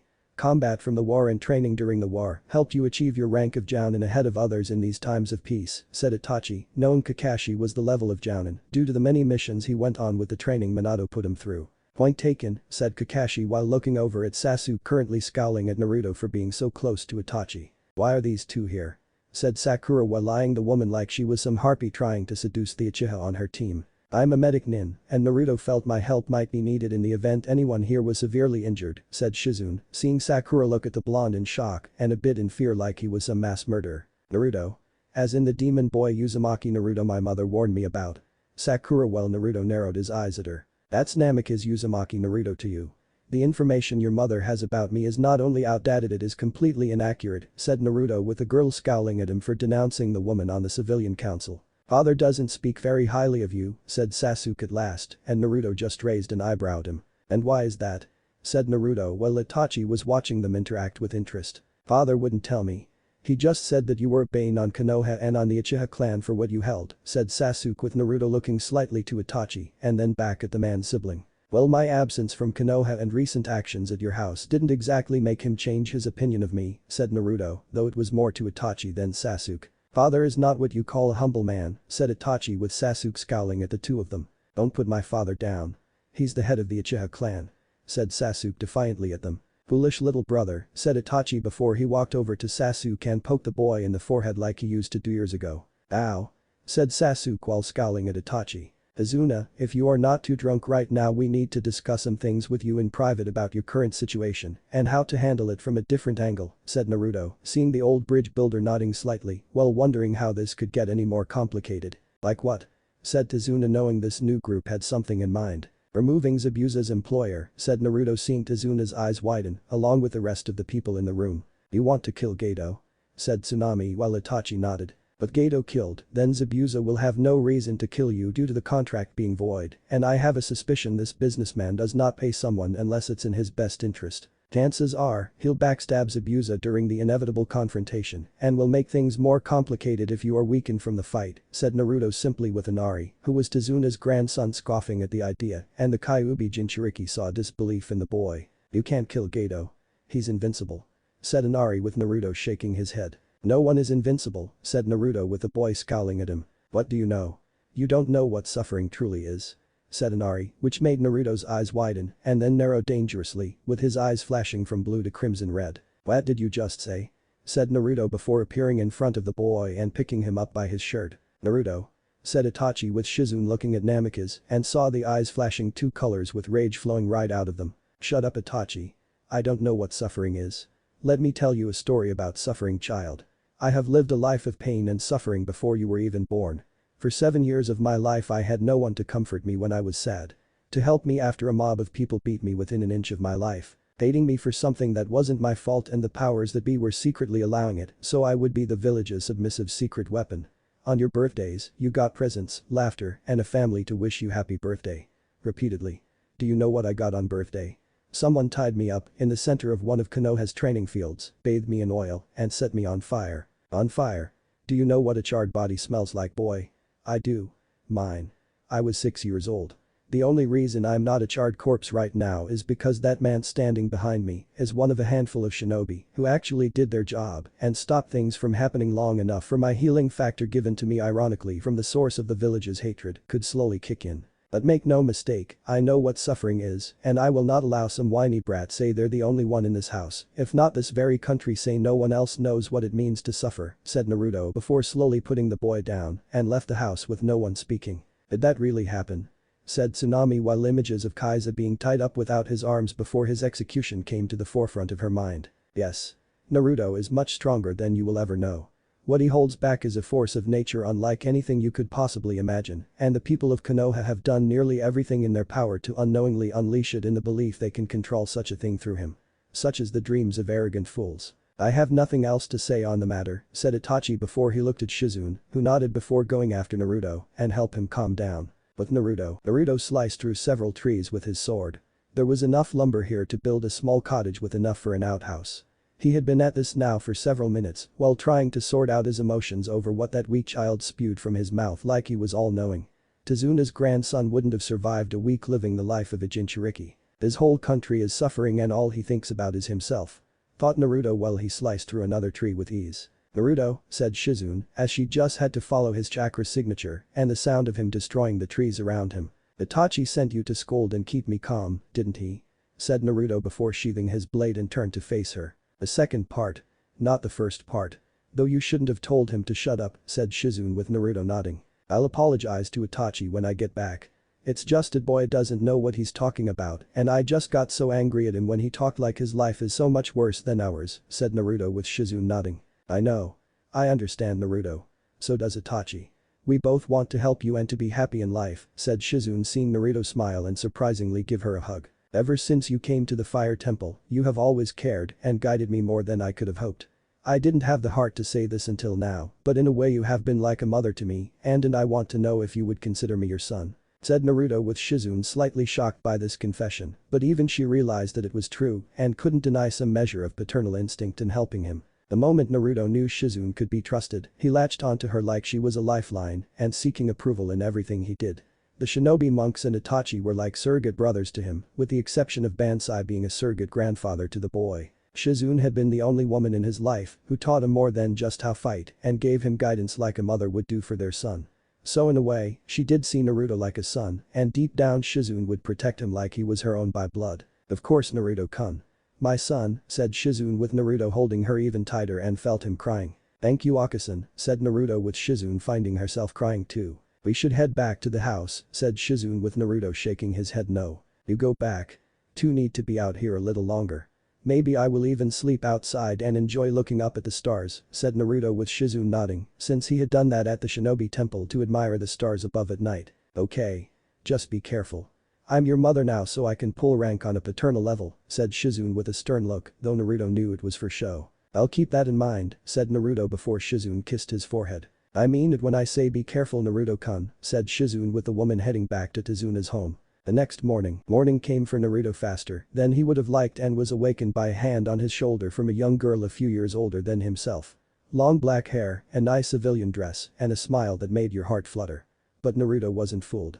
He had developed a sixth sense when it came to people that were not always who they said they were, and this girl fit the bill. Her smell was that of flowers, but also consisted of wound-treating medicine and blood from the injured individual in need of treatment. Naruto had also sensed the girl reach for the area around his throat for a second before moving to the shoulder. You're awake. Good. Said the girl while watching the boy sitting against the tree. Sorry. I was watching the stars last night and didn't have enough strength to walk back to the house, said Naruto, which was true to an extent and felt it was the best thing to do in case his hunch about the girl was correct. I understand. Though you should be more careful since there is a risk you'll catch a cold being out here all night, said the girl with Naruto shrugging, since getting sick was not a problem for him. I'll take my chances. Thank you all the same, said Naruto waiting for the girl to speak her name. Haku. My name is Haku, said Haku waiting now for him to return the favor of saying his name. Naruto. My name is Naruto. Pleased to meet you Haku-chan, said Naruto with Haku smiling at him. Well that we have gotten acquainted Naruto-kun, may I ask what you are doing here? Said Haku curiously while seeing his shinobi headband though it wasn't from any village she knew existed. I'm with my mother and we're visiting some friends here in Wave. You? Said Naruto, as he knew the best way to lie was speak the truth to a certain extent, so it's not even a lie. Just removing certain truths from the whole truth. Then you'll probably get quite a scolding from her for being out this late, said Haku before she let out a giggle with Naruto letting out a chuckle. Maybe. She knows and I've done it before. My Akasan trusts me, said Naruto seeing Haku smiling knowing a certain someone trusted her too on certain matters. That's good to hear. You must be a trustworthy person. Maybe you would like to help me find the herbs I need to heal a friend of mine. Said Haku while Naruto nodded since it would be rude to not help a girl in need of assistance. And a pretty one at that. Couldn't hurt, said Naruto simply before getting up, dusting himself off, and went about helping Haku recover what she needed. I saw the trees you destroyed earlier. Are you a shinobi? Said Haku while picking some herbs and saw Naruto doing the same. Sort of. It's complicated. I am a shinobi, but I'm also two other things blended together, and I don't answer to a cage, said Naruto seeing Haku was shocked to hear that. You don't answer to a cage. Who do you answer to then? Said Haku curiously. The Fire Daimyo, said Naruto with Haku looking shocked at this news. I see. But Fire Country has a shinobi village named Konoha. Why do you answer only to the Fire Daimyo and not the Hokage? Said Haku seeing Naruto smile at her. Good question Haku-chan. But the real question you should be asking yourself is we as a shinobi of Fire Country helping you gather herbs to heal Momochi's Zabuza. Said Naruto making Haku stiffen and her eyes widened while they looked into his intense blue ones. You knew. Said Haku seeing Naruto smirk at her. Wouldn't be much of a shinobi if I wasn't Haku-chan, said Naruto before bringing his hand up and caught the fist with senbon needles aimed at his neck. You won't get Zabuza-sama's location from me. I'll die before I betray him, said Haku with passion in her voice that told Naruto she would endure all kinds of pain to protect the missing nin. I'm not going to ask you for his location Haku-chan. I'm asking you and Zabuza to leave Wave Country, said Naruto seeing Haku narrow her eyes at him. We cannot. Gato is paying Zabuza to kill the bridge builder and he needs the money to further his dreams, said Haku before she leapt on him and the two began rolling around, struggling for the dominant position of being on top, with Naruto barely coming out the victor. Listen. There is another way where we don't have to fight and die needlessly. Gato is not the kind of guy who would pay shinobi unless he had no choice and from what I've gathered with just 2 shinobi assigned to this mission's not going to pay, said Naruto while keeping Haku pinned though she was still struggling. You lie. It goes against the unspoken rule that clients pay shinobi for their services, said Haku, knowing that it was an unspoken rule, just like it was an unspoken rule that shinobi don't backstab the client that hired them. Gato is a businessman without honor. Just because it's an unspoken rule to pay shinobi hired for their services doesn't mean he'll follow it. He could easily kill you and Zabuza after the fighting with his other hired help while making something up with there being no proof to dispute it. You've seen him and I've seen pictures of him from Tazuna. The man is a pig. He cares only about money and is a real tight-fisted corporate ass. Do you really believe the man will pay Zabuza when it's cheaper to kill him in a weakened state once the mission is over? Said Naruto seeing Haku stop struggling and look away from him before looking back. What do you propose? Said Haku knowing she should at least hear him out. Remove Gato from Wave Country permanently. The spoils gained from his hideout I'm sure will more than compensate Zabuza in the end, said Naruto seeing Haku was still unsure about this. How do I know you were the Konoha shinobi watching over the bridge builder won't got back on your word like Gato? Said Haku since this could always be a trick. Because I am the harbinger of the Fire Daimyo. If I were to go back on this deal, then it would reflect badly on him and I owe the man too much for everything he's done for me. When I give you my word Haku, it's as if the Fire Daimyo himself has given it to you and personally I'm not one to break my word. It goes against my honor, said Naruto seeing Haku look at him carefully for any deceit before he let go and stood up with her looking at him. I will talk this over with Zabuza-sama. Though I do not know if he'll agree, said Haku with Naruto nodding in understanding. You know where Tazuna's home is, right? Play something at the front of the house to signify he agrees with the plan for us to kill Gato. Make no mistake Haku, if Zabuza goes through with his plan to kill the bridge builder, then he will be outnumbered and he will die, said Naruto seeing Haku calculating things in her head. Reinforcements, said Haku concluded seeing Naruto nod. And on Zabuza's level. Kakashi has been healed and now back to full strength thanks to our medic Nin. If you truly value Zabuza's life, then convince him to let us kill Gato and save Wave Country from further suffering, said Naruto, seeing Haku nod since she too had seen the people in Wave in agony. Zabuza is a proud man and there is a chance I will fail to convince him. Still he will try, said Haku before she took her basket of herbs and began walking away until she was out of sight. You think she'll succeed, Kurama? Thought Naruto while leaving himself alone once more. I don't know. Maybe. She cares for Zabuza. Of that, I have no doubt, and you did tell her the spoils Gato had would be theirs to take, said Kurama with Naruto nodding and decided to head back. I know. The question now is, will Zabuza take the alternative? Thought Naruto as he left to head back to the house and inform the team of his findings. But Zabuza, you're serious? Said Zabuza, seeing the girl sitting next to him mixing the herbs and stirring them into a healing paste. Yes, Zabuza-sama. He proclaims himself to be the harbinger of the Fire Daimyo. A shinobi who answers only to him and him alone. Not even the Hokage can command him and believes Gato will betray us, said Haku, seeing Zabuza think this over in his head for a bit. I had heard rumors until now of someone in the Fire Daimyo's home gaining special favor, but this is something unexpected, said Zabuza, not knowing how to handle this new development. I believe him, Zabuza-sama. I think we should take the offer, said Haku with Zabuza frowning at her. We can't go on the assumption of some brat regardless of his position, Haku. Like it or not, we have to stick with the mission until things change, said Zabuza with the girl looking sad. And what if it's too late should Gato reveal his intentions to be that of a betrayer? Your dream will never come true if you die from this decision, said Haku, seeing Zabuza stay silent for a moment. Did he say who was with him? Said Zabuza at last. No. But he said they were at your skill level. Hada Kakashi is already healed and will be ready to fight when the time comes. We cannot win should we do battle them, Zabuza-sama, said Haku, knowing the two of them fighting, who knows how many Leaf Shinobi on the other end would be suicidal. If what he said is true, said Zabuza simply. There was no lying in him. I saw into his eyes. He's known hardship like I have before you found me, said Haku with Zabuza now looking at her with interest. Hence why you trust him. Two souls with similar pain. There is a sense of trust and understanding when two people like that meet, said Zabuza, seeing Haku nod. Please, Zabuza-sama, I beg you to listen to reason and let them go through with their plan to remove Gato, said Haku, seeing Zabuza look at her and knew he was debating on whether to listen. You better be right about this, brat, you're smitten with Haku, said Zabuza, though the last part was a form of teasing and was slightly surprised her cheeks colored a little. I am not smitten, Zabuza-sama, said Haku while she saw Zabuza smirk underneath the bandages. I'll keep that in mind if and when you see him again, said Zabuza, while he let Haku heal his injuries and ignored Haku's cheeks reddening further. Azuna's house. So you met the fake hunter Nin without her mask. You have interesting luck, Naruto, said Itachi with Naruto shrugging. Maybe. The jury is still out on that. In any case, I know she cares deeply for Zabuza and will do everything in her power to see he isn't hurt, said Naruto with Itachi nodding and knew they had one more day before the inevitable confrontation. Do you know where Gato's hideout is? Said Kakashi, knowing if they were going to do this, it would require knowing where and when to strike Gato. I do. Everyone in town knows where it is. He has countless mercenary thugs watching the place. Real scum of the world and cheap to pay too. The place itself is designed like an old fortress, said Tazuna before telling them where it was located. We'll do a little recon first before making our move, said Naruto with Itachi nodding, though personally he despised violence unless necessary to keep the peace in the long run. What about us? Said Sasuke, who was hoping to get involved in this and prove he was ready to get out of Itachi's shadow. We are going to stick to training and watching Tazuna until this is over, Sasuke. Killing Gato is not part of the mission, said Kakashi with Sasuke scowling at him. Well, it should be if they are here, said Sasuke while glaring at Naruto, who just ignored the Uchiha and focusing his mind elsewhere. No. The mission is to protect Azuna. Until Gato is killed, Zabuza is still his hired help and a threat to the client, said Kakashi with Sasuke growling at the idea of being left behind. I won't be left behind in Itachi's shadow.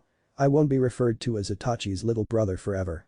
Thought Sasuke while trying to figure out how to do that. The day went by with the usual routine of Gen and Team 7 training, rotating their shifts in protecting Tazuna and waiting for the possible attack by Gato's thugs. Shizune for her part decided it was smart to stay with Tazuna's family to protect them in case Gato tried to go after them too. Itachi and Naruto spent the entire day scouting Gato's stronghold, with the blonde making an army of shadow clones hinged into animals to get the layout of the area around the place before sneaking in when the guards rotated shifts. Naruto then used their memories to draw a somewhat accurate map of the place from the inside and finally learned where Gato slept at night. The smell in the room, according to the memory of the shadow clone, made it smell of the fat swine, hookers, and sake. It made Naruto wanted to puke since it was nauseous to him and had to fight back the urge before telling Itachi when they would make their move due to Gato telling his two most trusted thugs his plans for getting rid of all his problems in one shot tomorrow. Itachi agreed they had to attack tonight. It had to be tonight. We can't leave a single mercenary alive, Naruto. Without their employer paying them for their help, they'll raid the village for whatever will be suitable payment and destroy just about everything in Wave Country. It will be like a plague was unleashed and we helped unleash it, said Itachi with Naruto nodding and agreeing with the Uchiha. I know. Let's head back to Tazuna's and see if Haku left a sign for us about Zabuza's decision, said Naruto, with the two heading back to Tazuna's to report their findings to the others. And found a message on the door with a senbon needle pinning it to the door. The demon of the mist accepts the offer. The demon's harbinger. It seems this girl has given herself a title to match yours, said Itachi with amusement in his voice. So it seems, said Naruto while ignoring what he was implying about Haku and himself. Ato's fortress sometime later. Ready, Naruto? Said Itachi while seeing Naruto nod. Are you Itachi-sensei? I know how you feel about fighting and killing, said Naruto with Itachi smiling at how the boy was worried about going against his beliefs. I'm fine, Naruto. I will only fight if I have to fight. This is one of those times, said Itachi while seeing Naruto nod and then unseal the bow staff given to him on his 10th birthday by Chiriku. It was a real beauty of a weapon. Forged from one of the branches of a sacred tree, Senju Hashirama himself had brought to life not far from the Fire Temple, where many shinobi monks found enlightenment long after the Fire Hokage died. The weapon even had seals on it to prevent swords from cutting or breaking upon contact with weapons made of metal. It also enhanced Naruto's own wind affinity, so the blonde could easily unleash intense winds, with the power to blow enemies away or making wind attacks dense and sharp to cut through their flesh. Let's do this then, said Naruto before the two set out to handle this mission. Konoha at the moment. That damn thing had no right to interfere on the mission, Hiruzen. Said Uchiha Fugaku while looking livid at the Hokage currently struggling to get through the day with all the stress he was under. And I warned you what would happen if I denied the team backup with Naruto around to inspect things here in the village. He was going through the missions I assigned to the teams and considering who was his sensei for the past 5 years, compelled him to take this to your eldest, said the Sandaime seeing the Uchiha clan head snarl. I did it for the good of the clan. You agreed to it? Said Fugaku with the Sandaime now scowling at him. Because the boy needed to see things beyond the walls of the village and you wanted to have Sasuke unlock his Sharingan. We knew from Jireya's spy network that Wave was in trouble and that there was a high probability of mission being higher than C rank. You thought the danger would force your youngest to awaken his Sharingan eyes, so 2 of your progeny could be considered true members of the Uchiha clan, said the Sandaime with Fugaku seething at how the elderly Kage was turning this back on him. And what if I did? An Uchiha is made in a trial by fire fashion. Always has been and always will be for us. Besides, it's a lot better than your way of training potential shinobi to being assets to the village. I don't need to remind you of your failure with the bastard child of the Yondaime brought into this world by that Uzumaki slut. Said Fugaku with the Sandaime scowling at him. Be mindful of your words, Fugaku. I would hate to have to punish my 2 students for killing you for such degrading remarks about those they cared about, said the Sandaime with Fugaku scoffing at him. You're one to talk considering your actions against Yondaime's so-called progeny, said Fugaku with the Sandaime's scowl increasing. Something you and most the Uchiha clan are just as guilty of doing, Fugaku. I don't need to remind you only one Uchiha among your clan has Naruto's favor, while the rest have only his scorn, said Hiruzen with the Uchiha clan head sneering. And I don't need to remind you how your son was ordered back here to run a genin team instead of being at the Fire Daimyo's palace to guard him, said Fugaku, knowing that was a wound aimed at the Sarutobi clan's pride. The Fire Daimyo had ordered Sarutobi Asuma back to Konoha when Hiruzen's offspring continued to inquire about Naruto's whereabouts, despite the feudal lord of Fire Country ordering the matter dropped. Jiriku had felt his fellow guardian 12 comrade in arms was finding his loyalty to his Hokage for a father outweighing his loyalty, which was meant for the Fire Daimyo, and decided to inform the ruler of Fire Country of this. Hence why Asuma was ordered back to Konoha under the pretense that the man should be in the Leaf training a genin team like his father before him. The Sandaime wasn't thrilled since his son was able to catch glimpses of Naruto during the past 5 years, trying to gauge the boy's training progress, but sight alone, and for only a few minutes at best, wasn't a real assessment of someone. I am well aware of the fact, Fugaku, but let me remind you that Naruto is the one that holds both of us and our families in contempt. Itachi has little love for you, so don't expect any kind of influence from your eldest in Naruto's actions against Konoha will spare the Uchiha clan. It won't.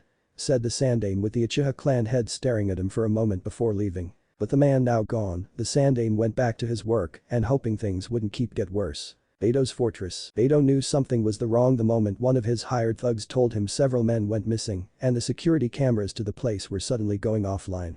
The system was state-of-the-art. One of the few things he spent a great deal of money on was security, or more specifically his security to ensure his survival. It was why the ruthless businessman had so many thugs on hand to defend him from any and all harm. While they were normally a hefty price to pay for having so many, Gato knew given things were with Konoha shinobi here in Wave Country that such an army was necessary, and with any luck his army would be thinned out so he wouldn't have to pay as much. As for the hiring of Zabuza himself was a small dent to his wallet, but Gato would have preferred to have no dent at all and planned to remove the demon of the mist from this world once the man had completed the assignment he signed on for. That way, the money he would pay the missing nin for his service would go to better uses like cheaper security and a few hookers to make him feel better. "Any news?" said Gato with a frown at his hired help. "Not yet, boss. I've sent a few guys to investigate, but I'm pretty sure it's nothing to worry about and just some rat chewing a cable." "You know this place has a few," said the thug with Gato scowling at him. "Then find the rat, kill it, repair the damage done, and then kill the incompetent guards not doing their job," said Gato furiously. "Right, boss," said the thug before leaving the businessman's office. "Incompetent morons. The one drawback when hiring cheap. You get what you pay for," said Gato with a sneer while wondering what he did to deserve such stupidity. His thought process ended however as explosions were heard and screams following throughout the complex were heard. Feeling a sense of worry run up his spine, Gato went to the security cameras to find each of them were going out with each one closer to his office than the last and told the crooked businessman hostile individuals were headed his way. His worry now turned to panic. Gato rushed to the door in hopes of escaping before his attackers got to him in this cramped office and cursed the ice bitch for breaking his door-opening arm. However, no sooner had he done that did the short man see one of his attackers take a bow staff swing to one of the hired thugs and cause blunt force trauma to the skull with enough strength to kill the hired goon. Shutting the door quickly, Gato hid behind and under his desk while hoping the enemy would skip this room to look for him elsewhere. Sadly, it was not the case, as the door was kicked open, off its hinges to be more accurate, and the sound of footsteps could be heard from Gato's position, while the frightened man tried to keep the noise of his whimpers from reaching their ears. Not that it mattered, as the two shinobi, who had dispatched most of businessman's army of thugs silently before the more noisy and violent approached the desk before the taller one picked up the now cowering Gato. The cutthroat business tycoon had already soiled himself when staring at the dark-haired, weird red-eyed figure and knew without a doubt his life was coming to an end. But it wasn't fair. He had so much to live for. A business to run. Lives to destroy with a snap of his fingers. People to ruin with his illegal activities in this country. So this is Gato in the flesh. "He's shorter and uglier than I expected," said Naruto with his tone of voice, clearly stating he was unimpressed with the sight of the little man. "Such a waste of a life. To think his money is what caused all the suffering in this country, and Kami knows where else he's been before now," said Itachi seeing the man look from him to Naruto. "Should I do the honors in slitting his throat or do you?" said Naruto casually with Itachi making "I'm not sure I'm thinking" noise in his throat. Wait. Don't kill me. I'm a wealthy man. That safe over there has enough money to buy a small country. I can make you two richer than you could ever dream of being in 100 lifetimes.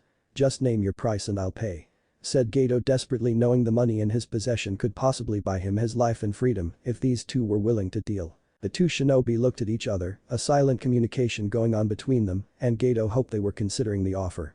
His hopes were dashed when they both looked back at him with a scowl and knew what their response to his offer was to sparing his life. "No deal," said Naruto and Itachi at the same time with the blonde taking out a kunai and slit the man's throat open with the Uchiha dropping the businessman on the ground to die slowly on his own blood. "It's done.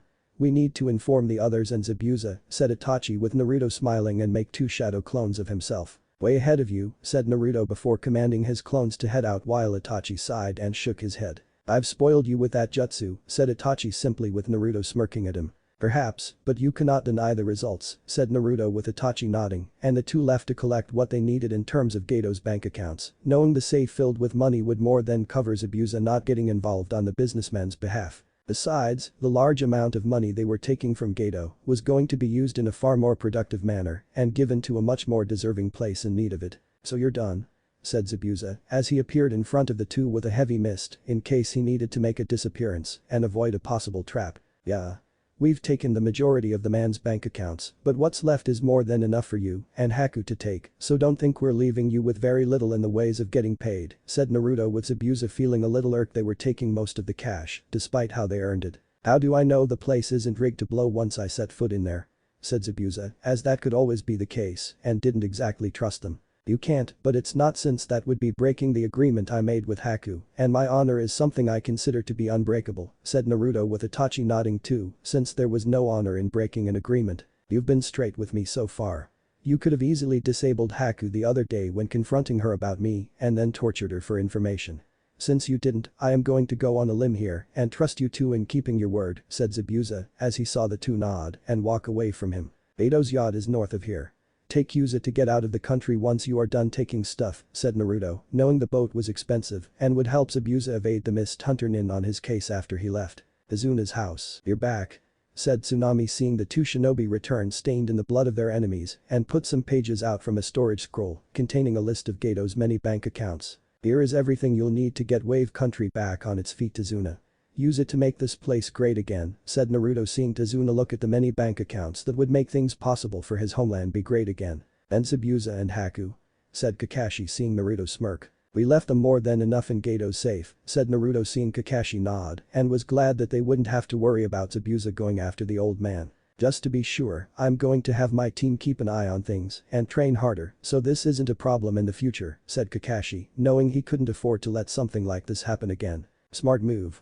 Since our mission is done, we will be leaving and reporting back to the Hokage of our success on this part of the mission.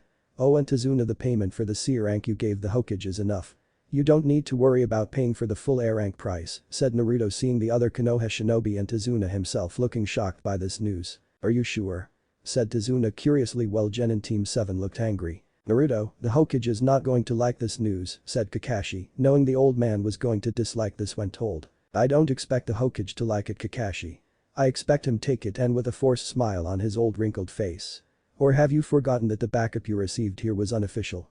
That the Hokage was going to delay your requested support or not send any at all?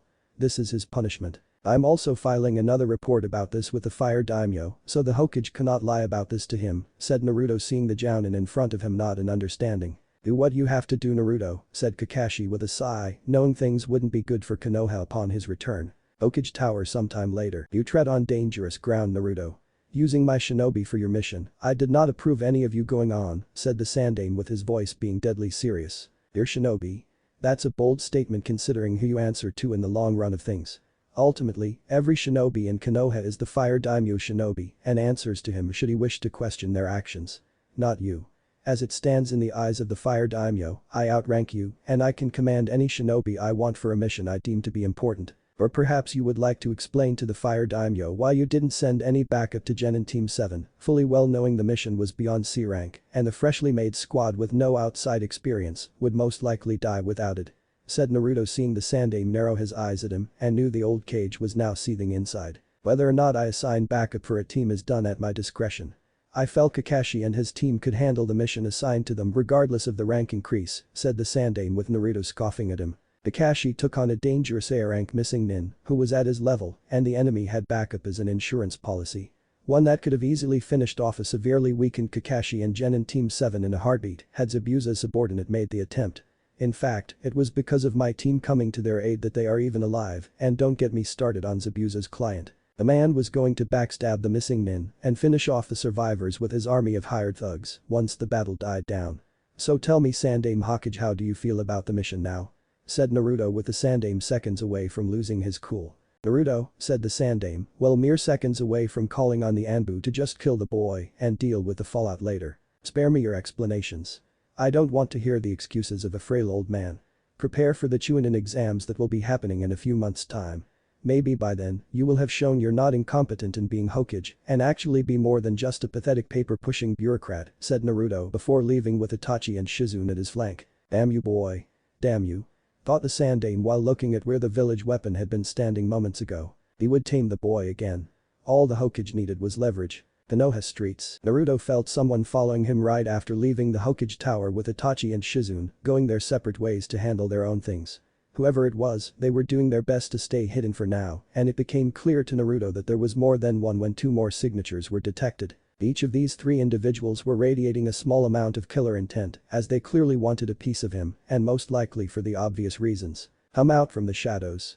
There is no point in hiding yourself from me, said Naruto, as he had walked to a training ground and was met by three Jounin rank shinobi. You have a lot of nerve coming back to Konoha, demon.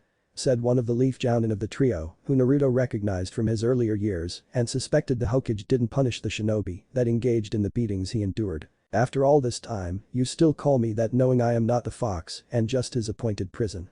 I wonder what my father would say he saw you acting like this, said Naruto as he saw the Jounin in front of him looking furious. Shut up. You're not his son. The Yondaime Hokage was a great man. He died nobly for this village and your continued existence dishonors him, said the second Leaf Jounin of the trio while Naruto remained calm despite the man's words. You're half right. My father was a great and he did die nobly for this village. However, it's not my existence that dishonors him, but rather yours and those that follow you who bring dishonor to his sacrifice, said Naruto seeing them draw weapons and knew this was getting him nowhere. Enough talk. Let's kill him now and claim self-defense. The Fire Daimyo won't be able to dispute since the Yamanaka clan is loyal to the Hokage, said the third Leaf Jounin while Naruto drew his sword. You're making a mistake, said Naruto while all three Jounin sneered at him. I doubt that. Once we're done ripping your intestinal tract out, I'll pay a visit to that little Inuzuka bitch you protected from my friend a while back and have a little fun before my friends join in too, said the second Leaf Jounin, having heard what happened between Naruto, Hana, and a group of Leaf Shinobi that were trying to enjoy themselves at the Inuzuka's expense. Come so I can kill you, said Naruto with the three Jounin charging him and the sound of metal clanging against metal, mixed with the cutting of flesh being heard. From his position in the Hokage tower watching this, the Sandaime scowled at seeing the boy come out victorious and get away with a few cuts currently healing. He had done that deliberately to not only test the boy's skills to get a measure of them, but to use in terms of leverage against Naruto when the Fire Daimyo came to visit during the Chunin exams and discredit the blonde. However, Naruto had proven his skills were not only higher than expected, but he had waited until the three Jounin struck first and acted out in self-defense. Even if the Hokage had the boy arrested, the Fire Daimyo find out about it and take action against Konoha for defying him. Even the Sandaime's two remaining students were powerless to do anything because of the Fire Daimyo, and life for them had not been fun. Jiraiya had been forced to live in a small home the Hokage had been able to provide and had to run his spy network from there while being unable to peep on women since his medical bills would pile up faster than Tsunade's debts. His inspiration from the needed research was drying up and his ability to produce another book was noticed by all his loyal readers wishing for the next issue. The Sandaime knew Jiraiya has asked Tsunade for help in providing him with inspiration for his book, but his teammate refused and punched him through a wall to further enforce the meaning behind the word. Speaking of Tsunade, she was constantly busy at the hospital, healing patients, retraining doctors, and getting her medical program to help medic nins become part of a squad a reality. As for the debt collectors seeking her out to collect the money she owed, they came by during the past 5 years and each one demanding Tsunade pay what she owed. The Sandaime didn't know how those debts got paid due to the woman's financial means of paying them off had been reduced to just about zero, and personally, he didn't even want to know how she paid them off. Chances are it was through some money from the Senju clan's accounts, but the Fire Daimyo may have frozen those or declared the wealth in them forfeit due to the woman's actions against Naruto. The Sandaime wasn't sure and felt it best not to pry into the matter should Tsunade wish to lash out. All Hiruzen did know was that the boy was the source of their suffering and the suffering of everyone else in the village, hurt by the fox currently sealed inside of Naruto. This is getting out of hand. I expected 3 fully trained, skilled, and sober Leaf Jounin to hurt the brat to the point where he would come to me for help in calling them off. I'd then use it to my advantage and convince him I could do that in exchange for leeway with the Fire Daimyo. Itachi trained him well. Too well. No matter. Once the Chunin exams start, I'll speak the Fire Daimyo myself on my terms, in my office, and in a setting where I reign supreme, thought the Hokage. Since last time he had been in the room with the Fire Daimyo, it had been in a room that made him a weak old man unable to fight back, but now with his ability to use chakra and the large library of jutsus he had learned over the years, the advantage would be his again. All the Sandaime could do now was wait. What if Naruto is saved by the Fire Daimyo? And thanks for watching my video till the end. If you enjoy this content, then do consider subscribing to my channel and leave a like if you guys need the next part, comment down, and thanks for watching the video and see you guys in the next video.